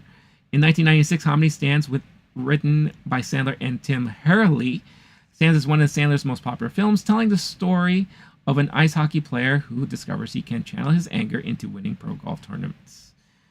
There's no details as of release date is concerned as of yet, but Sandler previously told the Dan Patrick Show that the film was in development. Dude, we've been talking about a Happy 2 and we're working on some stuff, but don't tell anybody. Drew Barrymore also teased the announcements on her talk show, telling viewers, "This just in, I have breaking news. I'll just say this from my source that Happy Gilmore 2 is in process." Christopher McDonald, who plays Shooter McGavin, in the first film, suggested his character might return in the sequel. I saw Adam Sandler about 2 weeks ago, and he says to me, "McDonald, you're gonna love this." McDonald said during a radio interview. I said, "What?" He says, "How about that?" And he shows me the first draft of Happy Gilmore 2. So there you go. So no surprise that we're finally going to get a sequel to this. Again, with the contract and whatever money Netflix is throwing at Adam Sandler, I feel like he's down to do whatever, as long as it makes sense for him. And of course, it would make sense for a sequel to Happy Gilmore to eventually finally come out. And it looks like we are getting just that. And we're finally going to get some more Happy Gilmore. So if you are a fan of Adam Sandler and you're a fan of that movie, then you'll be uberly excited, to say the least. As far as movie news is also concerned, Warner Brothers announced a lot of stuff as far as release dates for some of their upcoming projects, but it looks like they are really going strong on making sure that they solidify some dates for their DC movies, especially with all the news and the hubbub lately about Superman Legacy, with the release of the photo that we got recently. So now it sounds like they are really focusing heavy on the Superman franchise, because the next movie that comes out after that has a release date finalized is Supergirl. And that was what Warner Brothers announced. I believe it was today or yesterday. Sorry. Yeah, Supergirl movie lands June 2026 release in theaters. In addition to dating the DC superhero pick, Warner also reveals release plans for Mortal Kombat 2 and Zack Cregger's Weapons, among other titles. So DC is wasting no time in setting release date for Supergirl Woman of Tomorrow now that the movie has found its director. The high-profile movie will fly into cinemas on June 26, 2026, DC and Warner Brothers announced Tuesday. It is the second film to receive a release date since James Gunn and Peter Safran were brought in to overhaul DC under the new banner DC Studios. The first was Superman, which Gunn is currently shooting for a July 2025 release date. Filmmaker Greg Gillespie was tapped by Gunn and Safran to shepherd Supergirl, which stars Millie Alcock of House of the Dragon, which we just looked at recently, the new trailer for that. She'll play Superman's Kara Zor-El, the cousin of Superman. The feature film, from a script by Ana Noguera, is inspired by the Tom King and Bilquis Evely comic and will depart from the earnest take on the character seen on CW's Supergirl series. The movie is set to shoot this fall. So in addition to that, obviously there were other dates announced as well, including New Line's Mortal Kombat 2, which will hit theaters on October 24, 2025. Simon McQuoid is returning to direct from a script by Jeremy Slater, based on the video game created by Ed Boon and John Tobias. The sequel's ensemble cast includes Carl Urban, Adeline Rudolph, Louis Tan, Jessica McNamee, Josh Lawson, Tadanobu Asano, sorry if I butchered that name, Mechad Brooks, Ludi Lin, Damon Harriman, Teddy Gabriel, Martin Ford, and Chin Han. Joe Taslim and Hiroyuki Sanada also in this movie too. Todd Garner and James Wan, Simon McQuoid, E. Bennett Walsh, and Toby Emmerich are producing. Then New Line's Companion will kick off the year and open on January 10th, 2025. The sci-fi thriller is produced by Zach Kreger alongside Raphael Margulies and J.D. Lifshitz. What a name. Could you imagine having a name Lifshitz? Hi there, Lifshitz. Thanks. Of Boulder Light Pictures and Vertigo's Roy Lee, with Drew Hancock directing. Jack Quaid and Sophie Thatcher star alongside Lucas Gage, Megan Suri, Harvey Guillen, and Rupert Friend. Vertigo. So is this based off of a comic book companion? Sounds like it might be. That sounds interesting. The Maverick producing horror team behind Companion and last year's Barbarian is also the creative force making Weapons, which Warner's will open on January 16, 2026. Kreger is directing that film, which stars Josh Brolin, Julia Garner, Alden Ehrenreich. Wow, what a cast so far. Austin Abrams, Carrie Christopher, with Benedict Wong and Amy Madigan. Wow. That sounds like that's going to be interesting. Barbarian was a surprise to me. I kind of actually really enjoyed that movie when I saw it. So if that's all the same team, that should be really exciting to see. Warner's also announced the release date for the animated holiday pick Margie Claus, which is set to open on November 5th, 2027. Melissa McCarthy is voicing the title role and is producing the Warner Brothers animation title alongside her producing partner and husband Ben Falcone and Pilar Flynn. Well, we already know that Melissa McCarthy doesn't do anything without her husband. So anytime she's done anything, he's always around. So that's really interesting. So it's nice to get some dates on the calendar there from Warner Brothers on some of their movies coming out, especially the big news being Supergirl, which is really interesting, again, to see the focus really on Superman being the first one out of the gate, Supergirl a year after. Who knows what's going to happen after that? But it looks like the main focus really is the Superman franchise there, which is not what we saw before, when the focus really wasn't on Superman, when all of us were kind of clamoring it to be, or at least kind of push some of that focus onto Superman. But it looks like the focus really switched over to Batman and the supporting cast, the other characters within the DCU. So very, very interesting to see that shift in focus moving forward. I'm all for it. I'm all for it. And because of a lot of these like announcements and a lot of these like dates that were dropped, I saw this post on Twitter that I found extremely fascinating. And it just highlights how busy the summer of 2026 has become. As of right now, if all the dates remain the way they are at the moment, that summer is going to be bonkers crazy. So just to show you here, these are the dates and the movies that are scheduled and slated for summer of 2026. We have May 2nd, Avengers 5. If that remains to be the date for that, if that sticks, that's when we're going to get the 5th Avengers movie. May 22nd, that's Mandalorian and Grogu, now with newly cast member Sigourney Weaver starring in that. We have on June 5th, the live-action Masters of the Universe movie, which has been teased for a long time. On the 12th of June, we have an untitled movie from the Daniels, the guys who directed Everything Everywhere All at Once. I think a lot of people are really excited and anticipating what they have next in store for us. So that's going to be a highly anticipated movie. Then on the 19th, we have Toy Story 5, another sequel to the Toy Story franchise. The week after that, we have Supergirl Woman of Tomorrow. And then 2 weeks after that, we have Moana, the live-action Moana movie. Then we have another Marvel Studios movie coming out, I believe, 2 weeks after Moana. And then at the end of July, we have Paw Patrol 3. So holy shit. The summer of 2026 is going to be insanity as far as movie releases are concerned.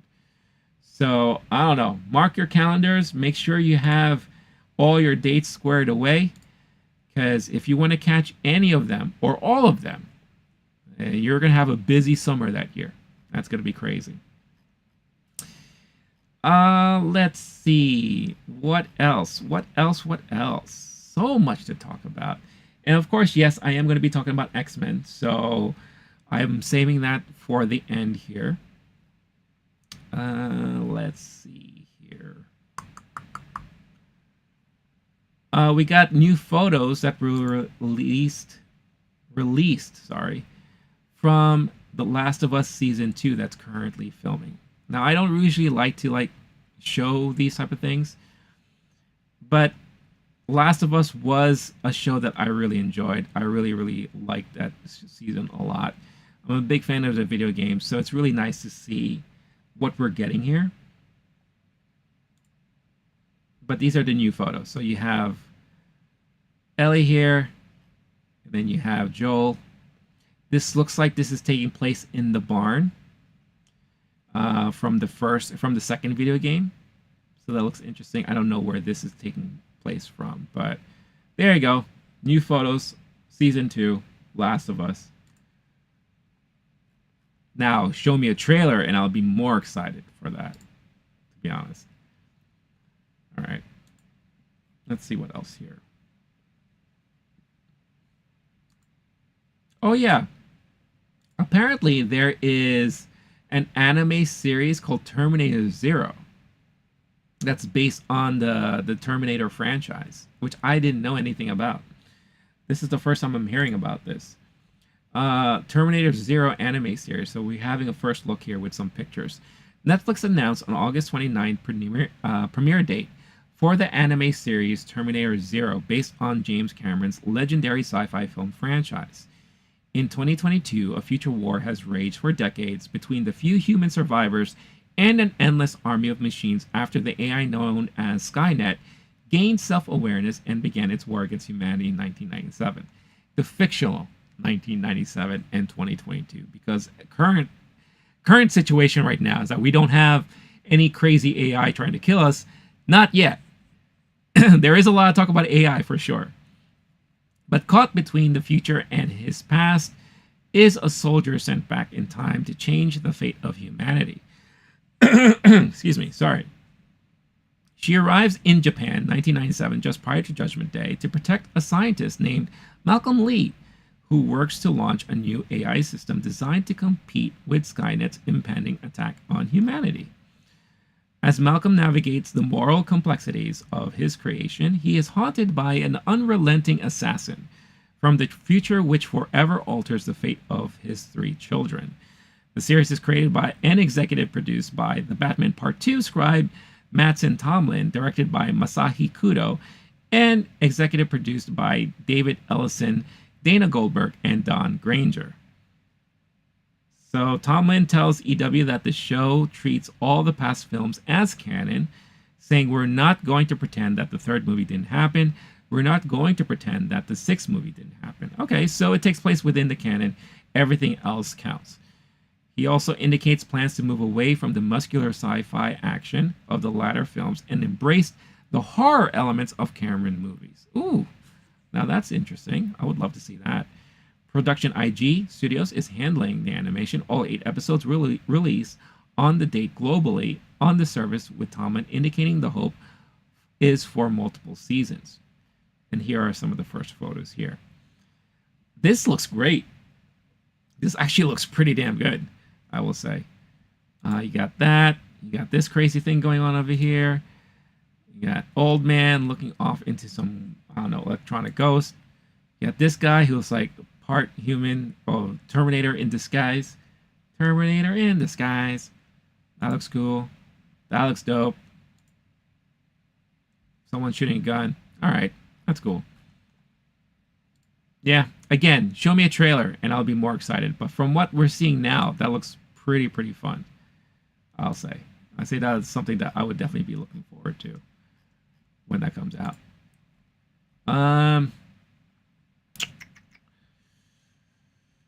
Oh yeah, there was a new spin-off announced, another spin-off to the John Wick movie franchise, but this time it's going to focus on Donnie Yen's character, Kane, in a new spin-off movie.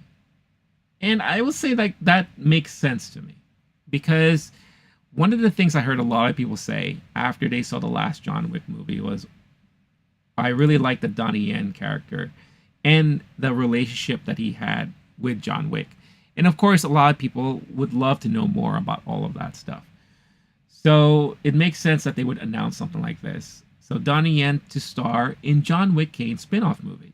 Lionsgate is developing a film around his assassin character after the Hong Kong action hero pushed back on Asian stereotypes and got script changes. Ooh, that's interesting. All right. Yen will reprise his John Wick Chapter 4 role in the untitled project set to shoot in Hong Kong in 2025. Franchise's expanding film, with no director yet announced, will follow the events of John Wick 4 as Kane has been freed from his obligations to the High Table. The project also follows Yen, a veteran Hong Kong action hero, pushing back against what he claimed were Asian stereotypes in the original script for John Wick 4. After some prodding, John Wick 4 director Chad Stahelski agreed to change the name and clothes for Yen's character. China-born Yen? Yes, we all know his history. Donnie Yen has been a very well-known movie star for some time now. Working on John Wick Chapter 4 was an extraordinary experience. The reason these films resonate so deeply is because, like myself, Chad, Basil, and Erica pushed themselves to create action fights and stunts that are not only thrilling, inventive, and artistic, but also expressive of character, story, and emotion. Kane is an incredible character with a haunted past, and I am excited to return to the role, Yen said in a statement.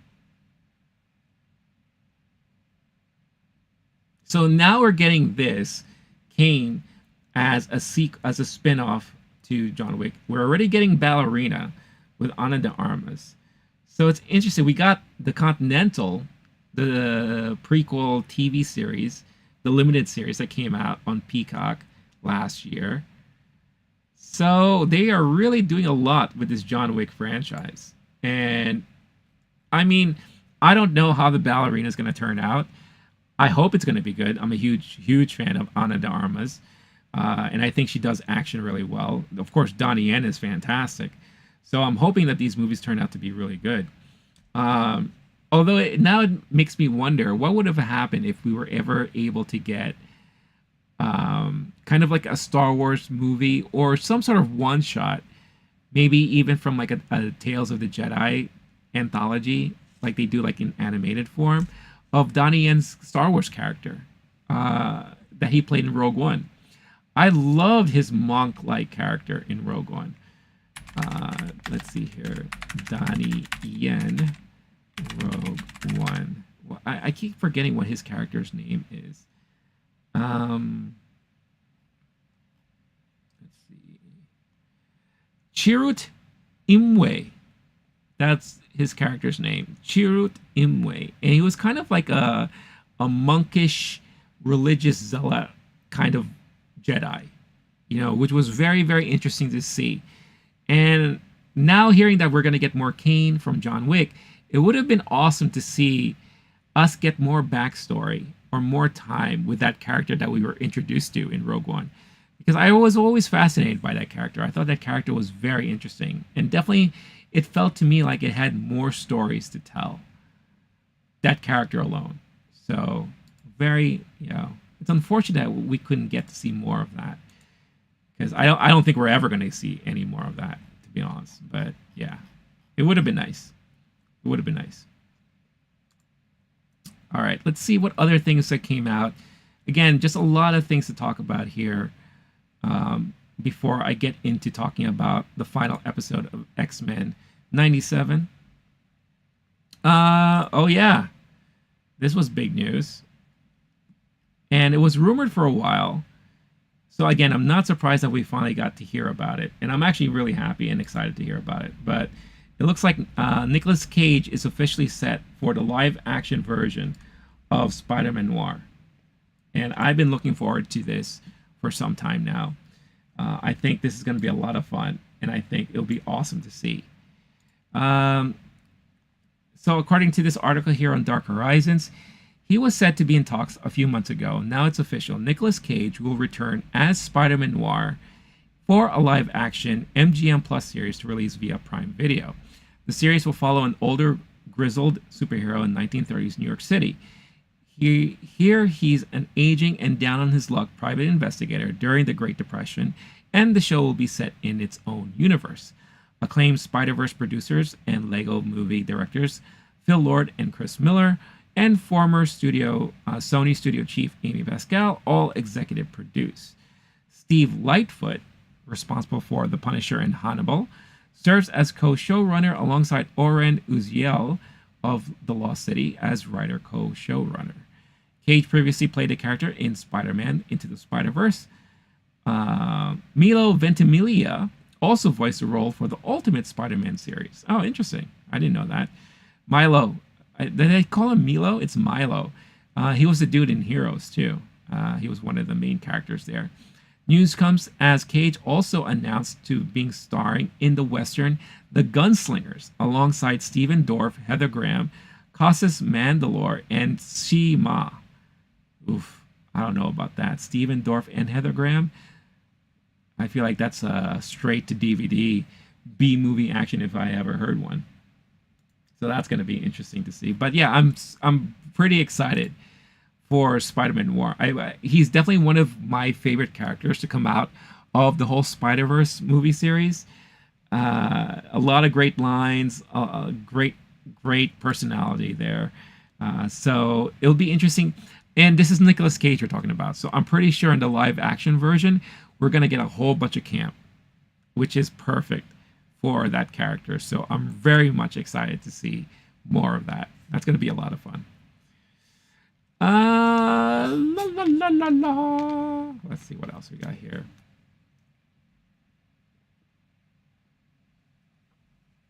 Let's see. Oh yeah, Marvel Agatha series. They did something interesting on social media that I saw. They kept changing the names or the titles of what this series is going to be called. And in a way, they kind of played it along as if Agatha was messing around with everything. So, what is this? It was officially announced. Hold on, I'm just trying to get the news here. La, la, la, la. Hold on. Let me pull it up. Because for some reason, I don't have it bookmarked anymore.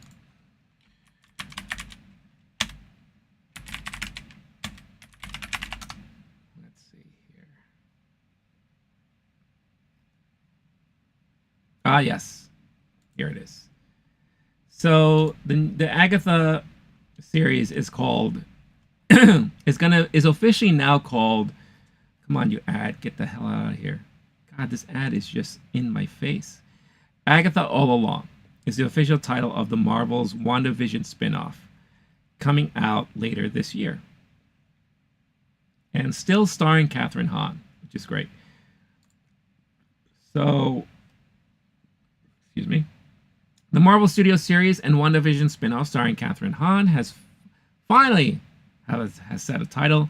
Agatha All Along is the official title of the series. It was revealed at Disney's upfront presentation on Tuesday. Hahn and co-stars Joe Locke and Patti LuPone were on stage making the reveal, with the trio also unveiling the release date of September 18. The show will premiere with 2 episodes, which is standard for Marvel. The series has had several titles since it was first announced in 2021. The subtitles have ranged from House of Harkness to Darkhold Diaries to Coven of Chaos. There have been so many title changes that it became a joke, with Marvel leaning in on the constant changes. In fact, Agatha, the Lying Witch, and the Great Wardrobe popped up as a title on social media yesterday. What I saw, what they did, is they had like a GIF or like a video, and the title changes kept morphing into their titles with the logo of Agatha. So they did definitely play along with it, as if like she was behind the scenes changing things around and all that. The new title is actually the name of the Agatha theme song that debuted in episode 7 of WandaVision. The song became a viral sensation and even earned composers Kristen Anderson Lopez and Robert Lopez an Emmy Award. So in addition to Han, Heartstopper, Breakout Locke, and stage star Lupone, the cast includes Aubrey Plaza, Love, comedian Sashir Zamata, former Buffy the Vampire Slayer actress Emma Caulfield, and that 70s show motherly mainstay Deborah Jo Rupp. Awesome. It was pushed back in 2023, from 2023, because of the actors and writers strikes. Marvel's presentation also had a look at Ironheart and showed footage from Daredevil Born Again. Let's read more about that, because that is a show that I am so much looking forward to. That is a show that is right up my alley. Let's see. I wonder if there is any thing here. Squid Season 2 coming out in December of this year. That's another thing that was announced this week so far. Let's see. Will Ferrell's going to star in a golf TV series for Netflix, I believe. This is the first time Will Ferrell will star in a scripted TV show. So that's going to be interesting to check out.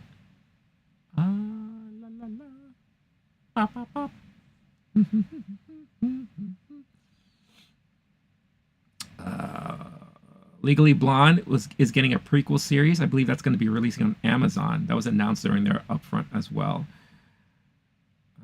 Let's see here. Daredevil. Ooh, is this a new logo? I think we got a new logo for Daredevil too, which is also fun. So that is the new logo for Daredevil Born Again. That looks great. And Agatha all along right there. So that looks a lot of fun. Marvel Studios has locked in the shows it has coming to Disney Plus over the next year, offering some launch windows at the same time. Announced as part of Disney's upfront presentation, they first confirmed that the Agatha TV series will launch on the streamer on September 18th. I already just said that, so we went over that already. Then on an unspecified date in March of next year, the much talked about Daredevil Born Again series will launch, which sees Charlie Cox, Vincent D'Onofrio, Deborah Ann Wall, Eldon Henson, and more returning to the prior Netflix series. It has been confirmed the new Daredevil season will clock in at approximately 9 episodes, not the 18th of the original order before the show underwent retooling. They've also confirmed the Ironheart TV series will launch in 2025, but have not specified a date beyond it launching, likely after the Daredevil series. The show stars Dominique Thorne, Anthony Ramos, and Alden Ehrenreich. So, if they showed footage of Daredevil at the upfronts this week, I'm pretty sure we're going to be getting some sort of teaser trailer soon from Marvel. I would guess that that's going to happen sometime soon. And of course, when that happens, I'm going to be super excited to check that out, because that is a series that I've been dying to see once it finally comes out. And I was really super excited when I heard that they were retooling everything to kind of stay alongside how it was on Netflix, which I think they should have always done.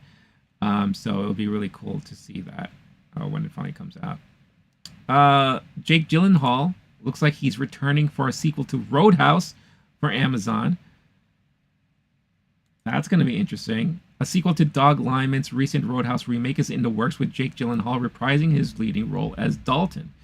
Further details are under wraps, including any other potential returnees like Lyman or co-stars from the film, which had a cast that also included Daniela Melchior, Billy Magnuson, Jessica Williams, Joaquim de Almeida, Conor McGregor, and Lucas Gage.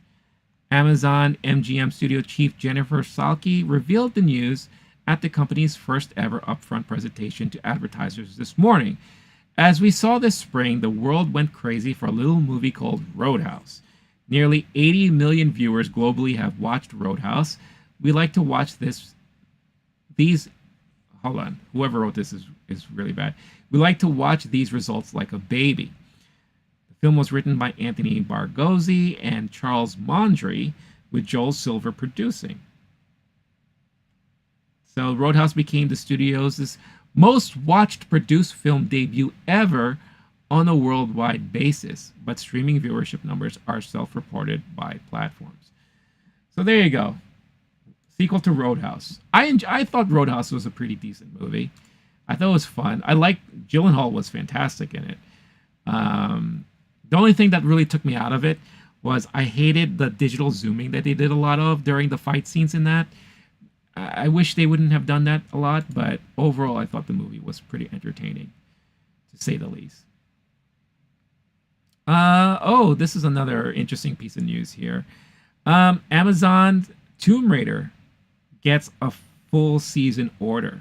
I know this has been kind of going back and forth for some time now, but Amazon made a bunch of announcements this week. One, Mr. and Mrs. Smith is getting renewed for a season 2. I'm kind of happy to hear about that because I actually really enjoyed the first season. The Boys, already ahead of season 4, has already been confirmed for season 5. So that's fascinating to see. That means they have really, really high hopes and praise for the current season that's going to be coming out soon. But Amazon's Tomb Raider is the big news here because it is Phoebe Waller-Bridge who's attached to this. Fleabag and Killing Eve creator Phoebe Waller-Bridge, who recently starred in the final Indiana Jones film, has scored a series order for her Tomb Raider TV series adaptation. I think Phoebe Waller-Bridge is like the sweetheart of Amazon right now because what she did there with Fleabag was outstanding for them. And of course, I guess they're expecting more goodness from her. So that's great to see. Amazon has handed out said order for its Prime Video service. Head of Amazon and MGM Studios Jen Psaki revealed the news at the company upfront event in New York. Psaki, or Salk, depending on how you want to pronounce it, calls the series epic, and Waller-Bridge says, "If I could tell my teenage self this was happening, I think she'd explode. Tomb Raider has been a huge part of my life, and I feel incredibly privileged to be bringing it to television with such passionate collaborators. Lara Croft means a lot to me, as she does to many, and I can't wait to go on this adventure, bats and all." Waller-Bridge is writing the series, but no cast has been set as of yet. The project was first reported on as being in development last year, with Waller-Bridge commenting on it before. The plan is for a project that will launch a wider universe at Amazon that will include potential films Dimitri Johnson is producing. Rights holders Legendary, who has an anime Tomb Raider series at Netflix, is involved here as well. So, who's excited to see a Tomb Raider series? I think, if done right, it could be fun. What happened to the Alicia Vikander Tomb Raider? I thought that was going to be a new set of movies that we're going to launch within the Tomb Raider universe, and that kind of just went like a fart in the wind, right? So that was kind of disappointing to see, especially since I thought it was a pretty decent attempt at Tomb Raider, especially the newer, grittier side of Tomb Raider that we were getting a lot of in the video games. So what approach are they going to have here? I don't know. Phoebe sounds like, is she like secretly a nerd who really loved a lot of these things growing up? Who knows? Maybe it is true that she, holds Lara Croft very high up there as inspirations and all that. So if she can turn it into something that is awesome, then I'm all for it. If it sucks, well, something in me will say that I wouldn't be surprised. But I am hoping for the best. Hoping for the best. All right, two last pieces of news before I talk about X-Men 97 here. Edgar Wright seems to be in talks to be attached to direct Barbarella. That's supposed to be starring Sydney Sweeney. This is like a remake of the original Jane Fonda Barbarella sci-fi movie back in the day. So I think that would be really interesting to see if that comes to fruition. And lastly here, it sounds like the Doctor Strange sequel cost Marvel and Disney $415 million. And you know how much I love to talk about inflated budgets. And I went through a whole thing, I think last week or 2 weeks ago, about crazy budgets and how much money Disney has lost. And how The Marvels was the number one flop of last year because of the amount of money it lost, because of its insane budget. So now, recently disclosed financial records have revealed that the cost of making and releasing Sam Raimi's Doctor Strange in the Multiverse of Madness at Marvel Studios surged to a staggering $414.9 million in total, according to Forbes.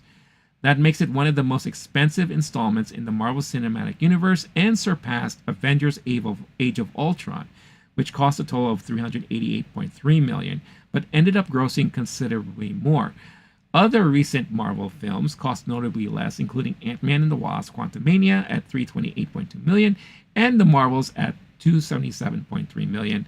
That's all prior to any reimbursements.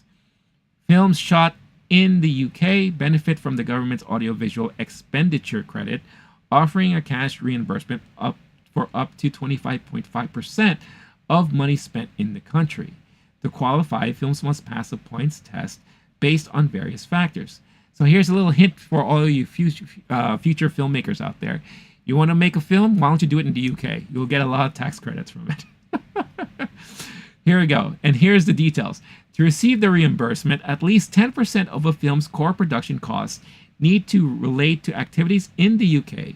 So studios set up a separate film production company in the UK for each picture they make there, which handles all costs related to it. Said companies also have to file publicly available financial statements. The production reportedly scored a $64.3 million reimbursement from the UK government, thus reducing Disney's net spending on the movie down to $350.6 million. Multiverse of Madness pulled in $955.8 million at the box office, the highest grossing Marvel movie since the start of the pandemic, which presumably means Disney's share comes to half of that figure at $477.9 million, the other half going to exhibitors. Minus the $350.6 million negative costs, it leaves Disney with $127.3 million in profit at the box office, which is reportedly more than any other UK-based MCU movie has made since the start of the pandemic. Marvel's most expensive films to date remain Avengers Infinity War and Avengers Endgame, which the outlet claims came to a combined total cost of $1.265 billion. There you go. Money, money, money. Must be funny living in a rich man's world. That's all I will say about all of that. All right. Enough talk about news. Let's talk about the last topic for the stream today, and that is X-Men 97. This was episode 10? Yeah, episode 10, the season finale of season 1 of X-Men 97. And it was a lot. And it was overall fantastic. The episode came in over 42 minutes, I want to say. So it was the longest episode of the entire season, because every other episode averaged roughly around 30 minutes. So they obviously wanted to extend it a little bit more to show more stuff and to finalize a lot of the storylines there.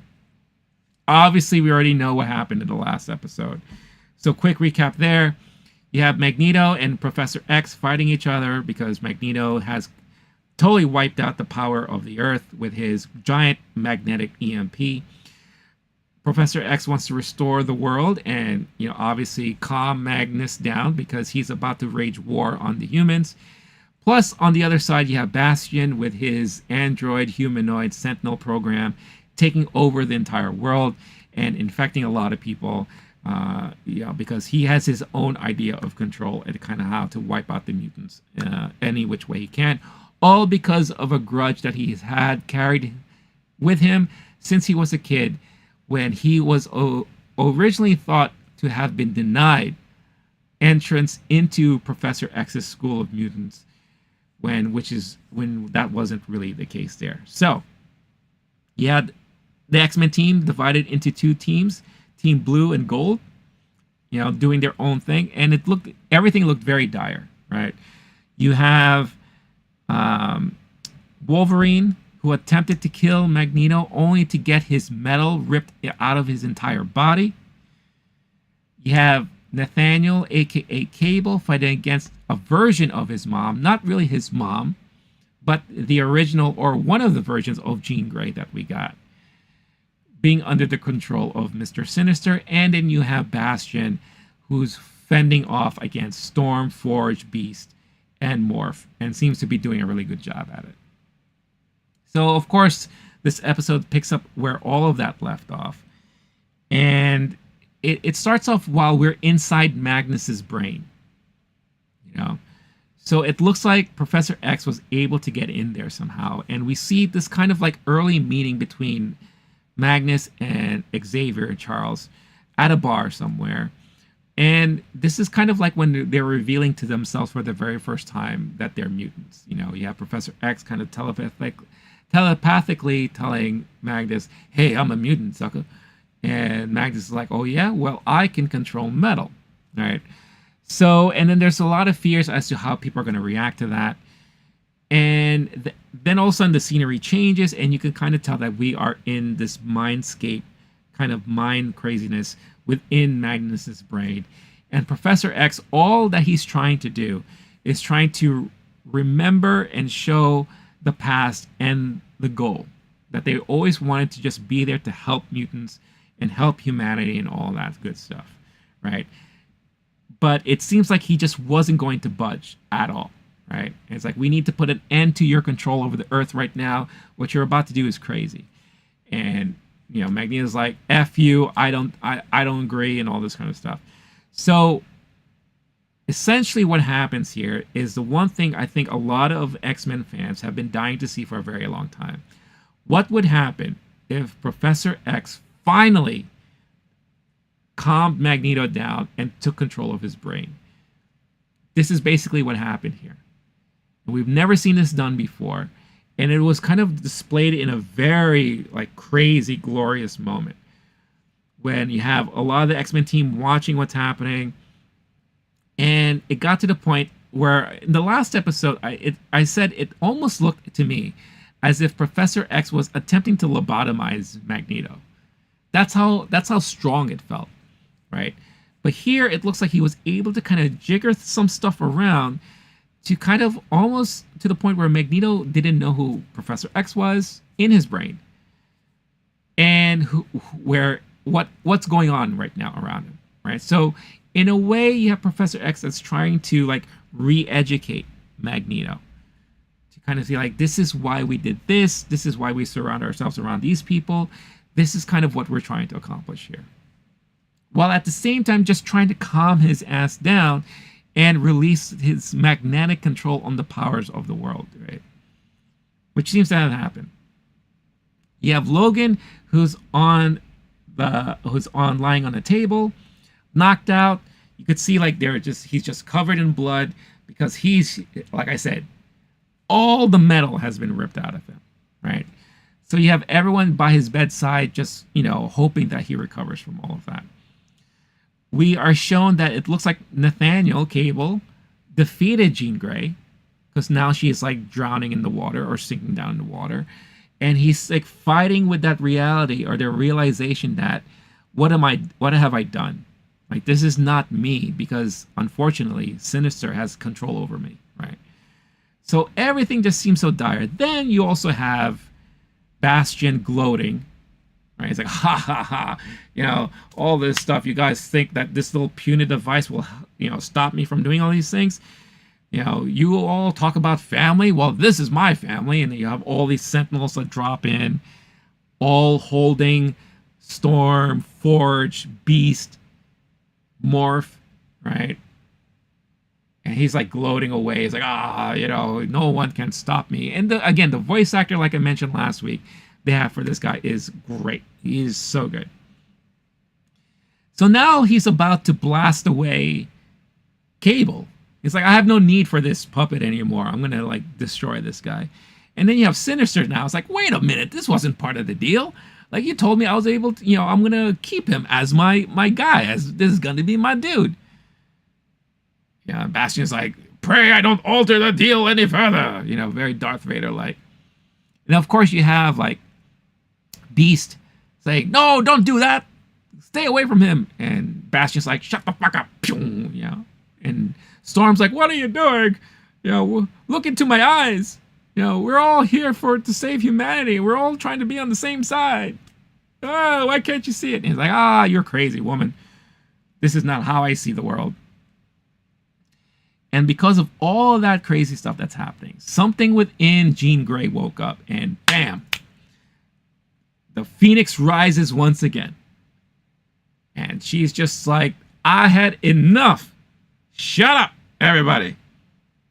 It's just like, Sinister, you suck. And I'm going to strip away all the powers and the genetic code that you sucked in this whole time and now reduce you to this frail little grangly creature. And then screw you, Bastion, with your sentinels. Get out of here. There was this epic fight that happened there. And then, just when you thought they were going to be able to control Bastion, Bastion's like, nope, I'm out of here. Bye. And flies off into space. Now with his new target being Asteroid M. It's like, look, if Magneto's down, which he could sense, then there's one way to really rid humanity of the mutants, and that's basically destroy humanity. So he's now going to rain this asteroid down onto Earth to essentially do what happened to the dinosaurs and wipe out humanity and create another ice age and all this stuff, right? So this team succeeded, but also kind of failed at the end of it, right? Because now leave it up to the team up there in Asteroid M to deal with this nonsense. But you have, Jean Grey as the Phoenix, then returning back to Jean Grey, and they're like, oh, where did the Phoenix go? And she's like, well, guess what? The Phoenix was in me and wasn't in me anymore, but I can recall it. So I feel like I'm in full control now. So it feels to me like now she can call upon the power of the Phoenix whenever she wants. That's kind of what it feels like to me. They had a nice reconciliation moment between her and Cable, because Cable always says, well, you're not my real mom. You're like a clone of my mom. But the essence and everything is there. And she calls him my son. And he's all happy. And like, all right, that's my mom. Good old mom. I love you. I love you, baby. Right? So he and Forge look after Wolverine and look after everything on the ground level, while you have everyone else trying to team up with everyone up in Asteroid M to kind of prevent Bastion in doing what he's about to do. So now you have the destruction of Asteroid M, lingering out in the sky, right? With the potential threat. And what I love at this moment, and what they've done in this series really well, was that they like to flash back to other areas of the country, of the world, where we have other characters in the Marvel Universe that show up. In previous episodes, we already seen an encounter with Captain America, Rogue and Captain America. We've already seen Spider-Man just show up out of nowhere, kind of looking upon when Magneto was doing his giant magnetic EMP. We saw Spider-Man looking up into the sky saying, oh, what's happening? We saw Omega Red. We saw Silver Samurai. In this episode, we get to see all of them again. But we also got to see Captain America and Iron Man hanging out with the president in like a war room situation. Figuring out, oh, what are we going to do? Yeah, we have this asteroid there, blah, blah, blah, this and that. It's like, oh, let's bomb it. Let's just nuke it out of the sky. Right? And that's what they're about to do. So fast forward to Asteroid M. We have the team there now. And then you have Bastion coming out. And it's like, well, you know what? F this. I'm going to destroy this asteroid so that it crash lands on Earth. And then this is where we get this epic fight scene between Bastion and Rogue. Because now Rogue is like, I'm going to let all my frustrations and anger out. Because you killed Gambit. You killed the love of my life. That she finally realized after the fact. And she came punching and beating him up and destroying his face all left and right. And he's withstanding it all. Everyone on there had their shot at taking this guy down. You even have Beast show up with one of his sentinels trying to stomp on him, and he's hanging on to old dear life. And then something kind of washed over Cyclops. Now, that's why I want to say Cyclops is like the underlying MVP of this entire season. Because this is the Cyclops that we have been dying for, that we haven't gotten in a lot of the live action iterations. You know, what we were missing from the original cartoon. Because in the original cartoon, all we ever saw him was crying out Jean all the time. Oh, Jean, Jean, Jean, right? But this is where we finally got to see Cyclops be the leader that we've been wanting him to be, and be a badass. We saw that come up multiple times through a lot of the episodes this season. Now we see him take a stance here. First, he knew that something was going to happen, so he asked Jean to communicate with Cable down on Earth telepathically. And they have a nice like little family moment here, you know, and it's just father and mother and son having what could be their last talk. And they kind of say their goodbyes and they say I love yous and all that. And you see Nathaniel Cable is just like very touched. And it's like, these are my parents. This is my family, right? And Cyclops just says, everyone stand down. The only way to win him over is through kindness, not through violence, not the Magneto way, but through the teachings that we were taught by Professor X. Let's be kind to him and let's show him the way. Show him how it is. Show him that we're going to be there for him, right? And they tried their darndest. And the moment where they felt like they were just about to touch home base with him, that's when all these missiles come out of nowhere. It's like, oh no, it's the Magneto effect. Apparently they have this protocol that if Magneto gets a little bit too carried away with Asteroid M, there's a defense system that kind of triggers into place, and they try to shoot and bombard Asteroid M out of the sky. So that's basically what's happening here. All the missiles hit. It creates this crazy rift, right? That we see Bastion find his way to escape out into space. So right now we don't know where he went. He's somewhere. But Asteroid M is now kind of uncontrolled right now. The engines are gone. The power is all gone. So now it is on a free fall down to Earth. So it looks like whatever the government tried to do, they fucked up, right? So now you have every X-Men there trying their best to save Asteroid M, right? You have Jean Grey trying to do her thing. You have her and Storm working together. You have Cyclops doing what he can try to do. You have Beast trying to figure things out. You know, trying to do his math and his science work and all that. Nothing seems to be happening. Nothing seems to be working. Right? And then they have a glimmer of hope. And for whatever reason, I can't remember what happened.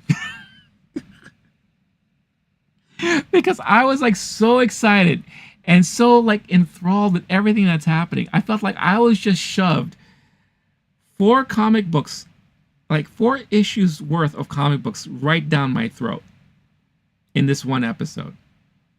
Now I'm trying to like follow along with everything that's going on here, right? But they get help. But I'm forgetting who they get help from. So you know what I'm going to do? I'm going to pull up the episode. And I'm going to quickly watch the ending of it. Because for the life of me, for whatever reason, I am drawing this massive blank. And I apologize for that.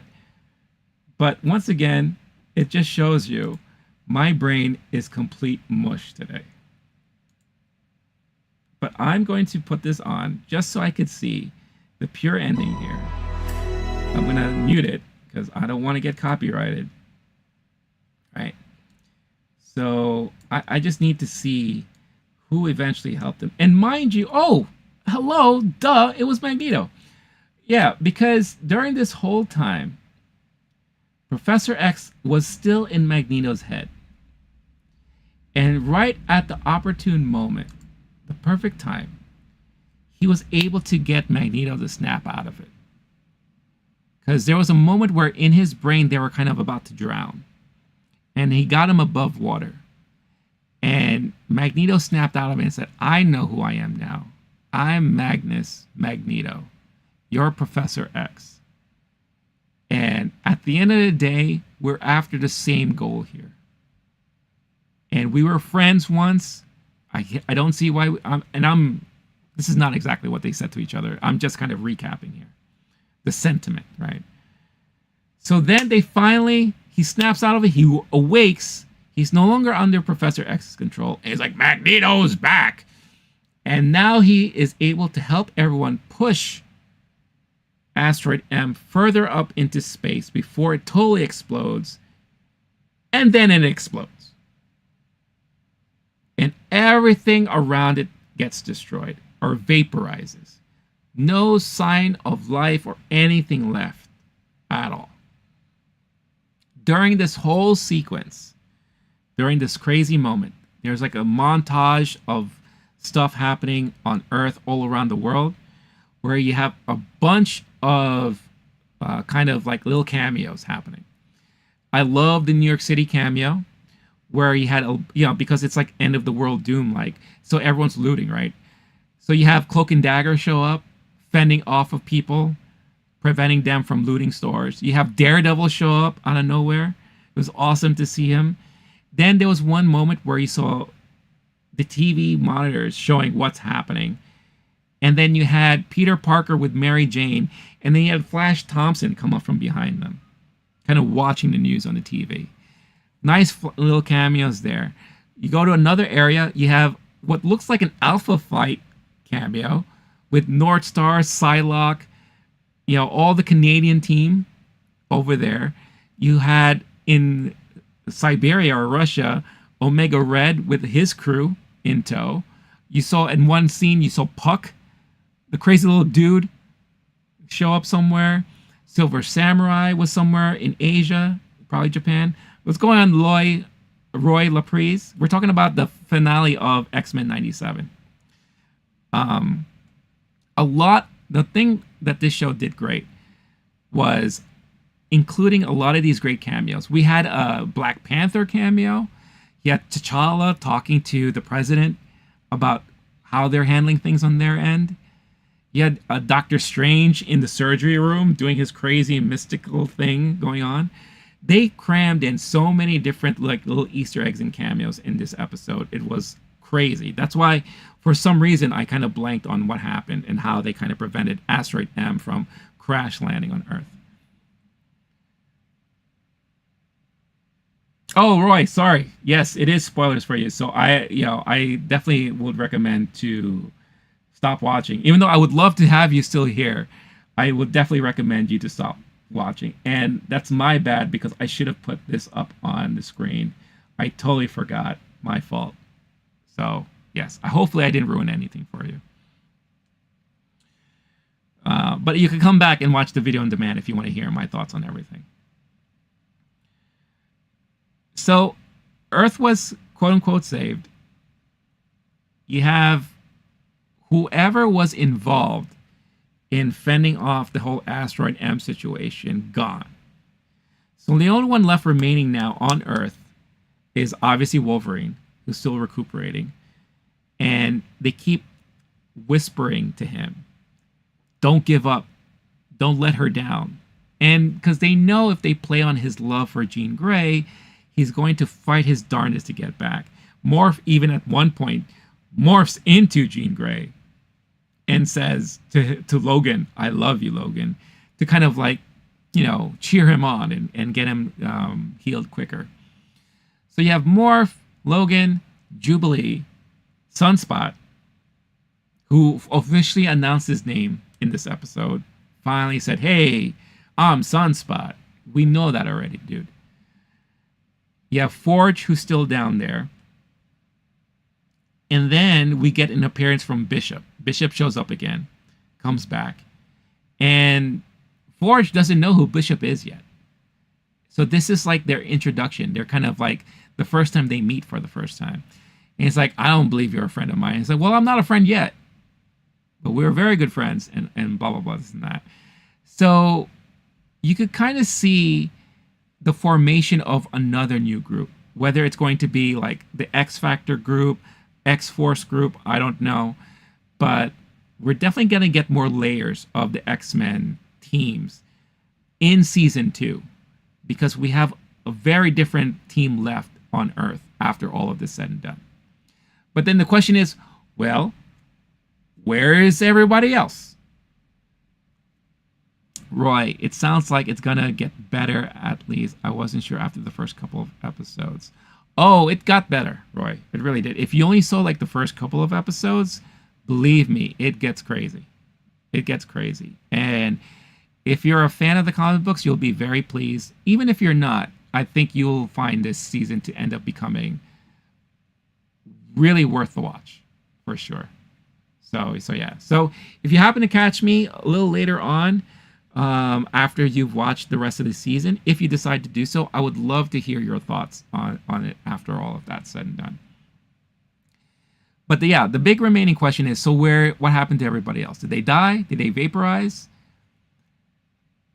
It sounds like we are once again playing with the whole time jumping and the time skipping and multiverse and time travel. And it gets very interesting here because you kind of now know, if you're familiar with the comic books, you kind of know where they're going with this now. So you have Rogue, Nightcrawler, Magneto, I think I'm missing somebody else. But you have this group now way in the past in Egypt during Egyptian time. And they're seeing like this group of people that are trying to, I guess, take over this little village and rule this village. And they prevent them from doing so. And you see this one guy fending everyone off, right? So you have that. Then you have Cyclops and Jean Grey, who got thrust way, way, way in the future. Way in the future. And they're stuck there. And they get approached by these random people. They look like nomads, right? And they're getting approached, and they're all saying, oh, I think we know who you are, and blah, blah, blah, this and that. And it's to reveal that they are now in the time period of Nathan when he was a teenager. So they get to see their son as a teenage boy. That's the future that they found themselves in. Now, for the rest of the guys in the past, when they finally save this guy, and they ask him, hey, buddy, what's your name? Takes off he's wearing like a scarf. And we've seen this face before. And he's like, I'm Abin Sur, blah, blah, blah. Here's Apocalypse. Then season 2 is going to be the Age of Apocalypse. Bam. There you go. And then they have a little post-credit scene at the end of it where it is Genosha present day. And what looks to be Apocalypse visiting Earth, visiting that site. He's like, oh, my poor children. All what you've suffered through. And it looks like this is going to be the main dude for season 2. It's going to be the Age of Apocalypse. And if you've seen the live action movies, you already got a hint of who Apocalypse is. And if you're a comic book fan, of course you know who Apocalypse is. And season 2 is going to be an interesting one now that we have Apocalypse in the mix here. So that's going to be freaking fantastic. Roy, I watched up through Motendo. I like the introduction of Madeline Pryor. Nathan is Cable, right? Yes, correct. Yes. I thought the Madeline Pryor was interesting, the introduction, but I also thought it was very quick. You know, I loved how she was like, "Oh, by the way, I'm Madeline Pryor." Oh, okay. Like, oh, where did you come up with that name? But yeah, no, that was very, very cool. I like that too. And trust me, it gets crazier even more so after that. Really good stuff.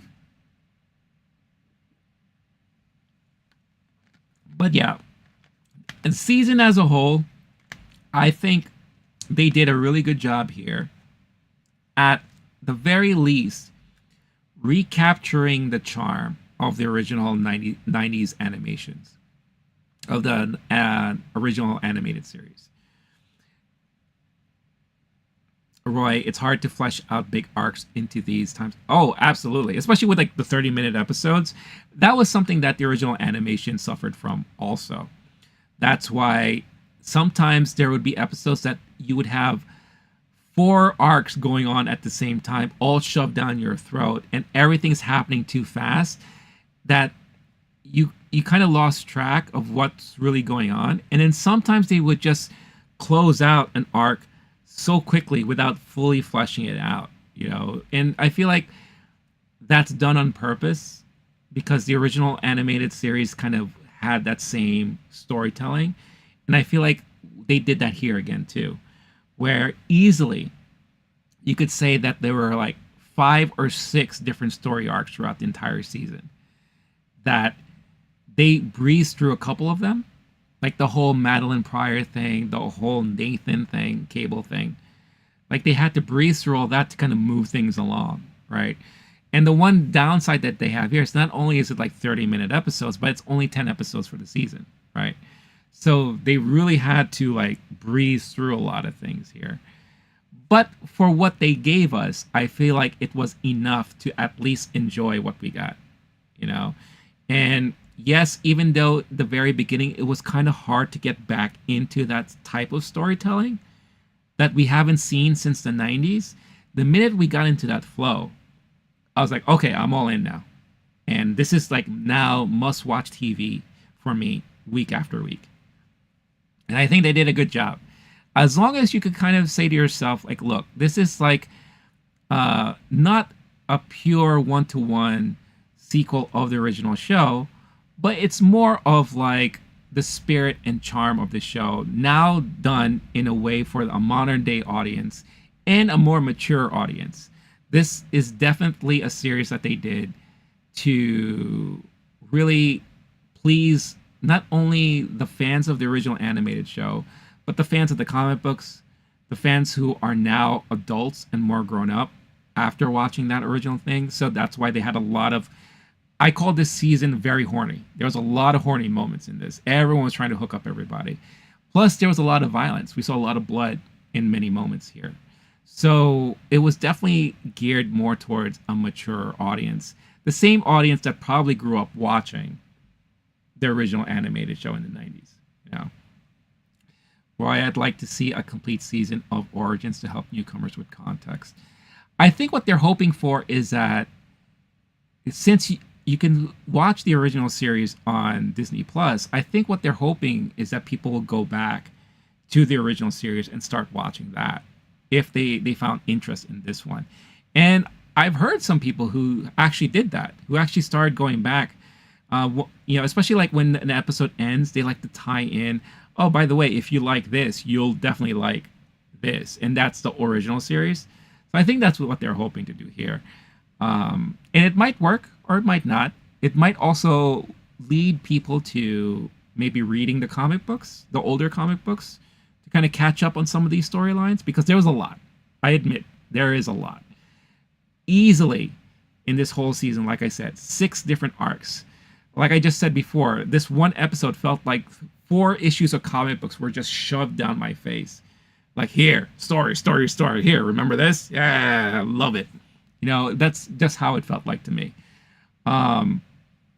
But at the end of the day, I think they did a really good job at just maintaining that charm and kind of that way of storytelling in this season. They found a way to fix a lot of the character flaws that we saw. Like I said, this guy right here, MVP of the series. They made him a stronger leader, gave him some more balls, and gave him a lot of great heroic moments that he deserves to have, because they definitely wimped him out a lot in the past. They gave a lot of focus on Rogue, which we haven't seen a lot of. I also love that Sunspot, the new guy, is the Jubilee of this newer iteration.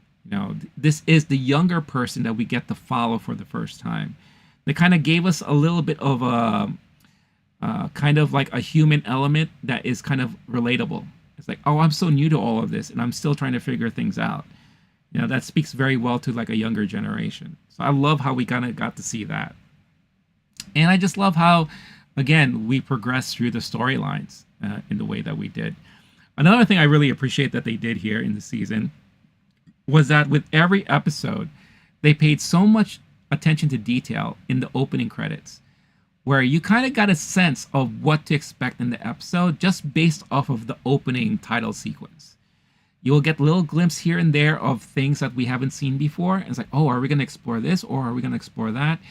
And you kind of knew which X-Men you were going to see a lot in the episode just based off of what we got in the intro. The minute the clone of Jean Grey was taken out of the picture, Jean Grey no longer had the long hair. Now she had the ponytail to represent the other Jean Grey. When Storm was out of the picture, removed her out of that, added Nightcrawler, because Nightcrawler eventually, was part of the team. Magneto became leader of the X-Men. So in Professor X's spot, took him out, put in Magneto. Magneto is like part of the team like that. So I love the attention to detail that they did there, that they never did in the original, which I thought was great. How often do you go live and what do you talk about? Oh, well, thank you for asking. I usually go live 3 times a week, Mondays, Wednesdays, and Fridays. Mondays and Fridays are usually my morning times, which is like 10 a.m. Eastern time ish.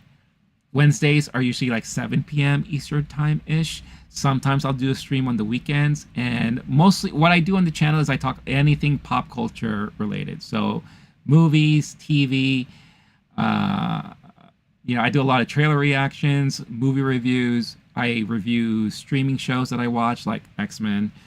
I talked about other shows in the past. And I cover some of the news that drops every now and then. Like earlier in the stream, I was talking about some of the new Fantastic Four movie casting news.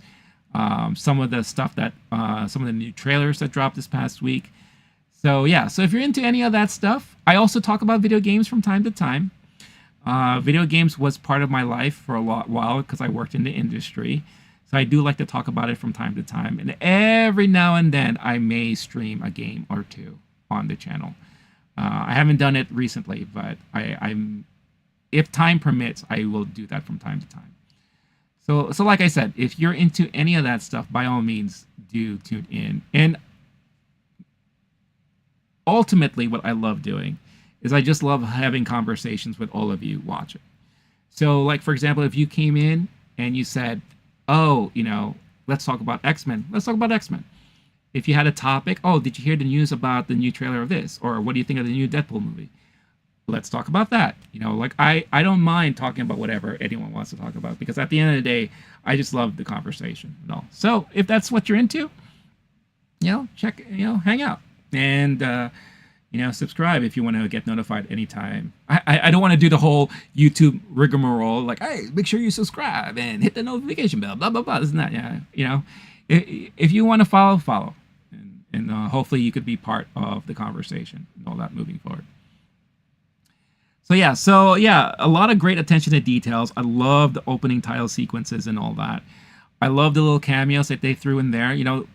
We didn't get to see a lot of the original X-Men characters that we saw in the original series, but because of Morph, we got to see him kind of morph into all of these other characters that we haven't seen.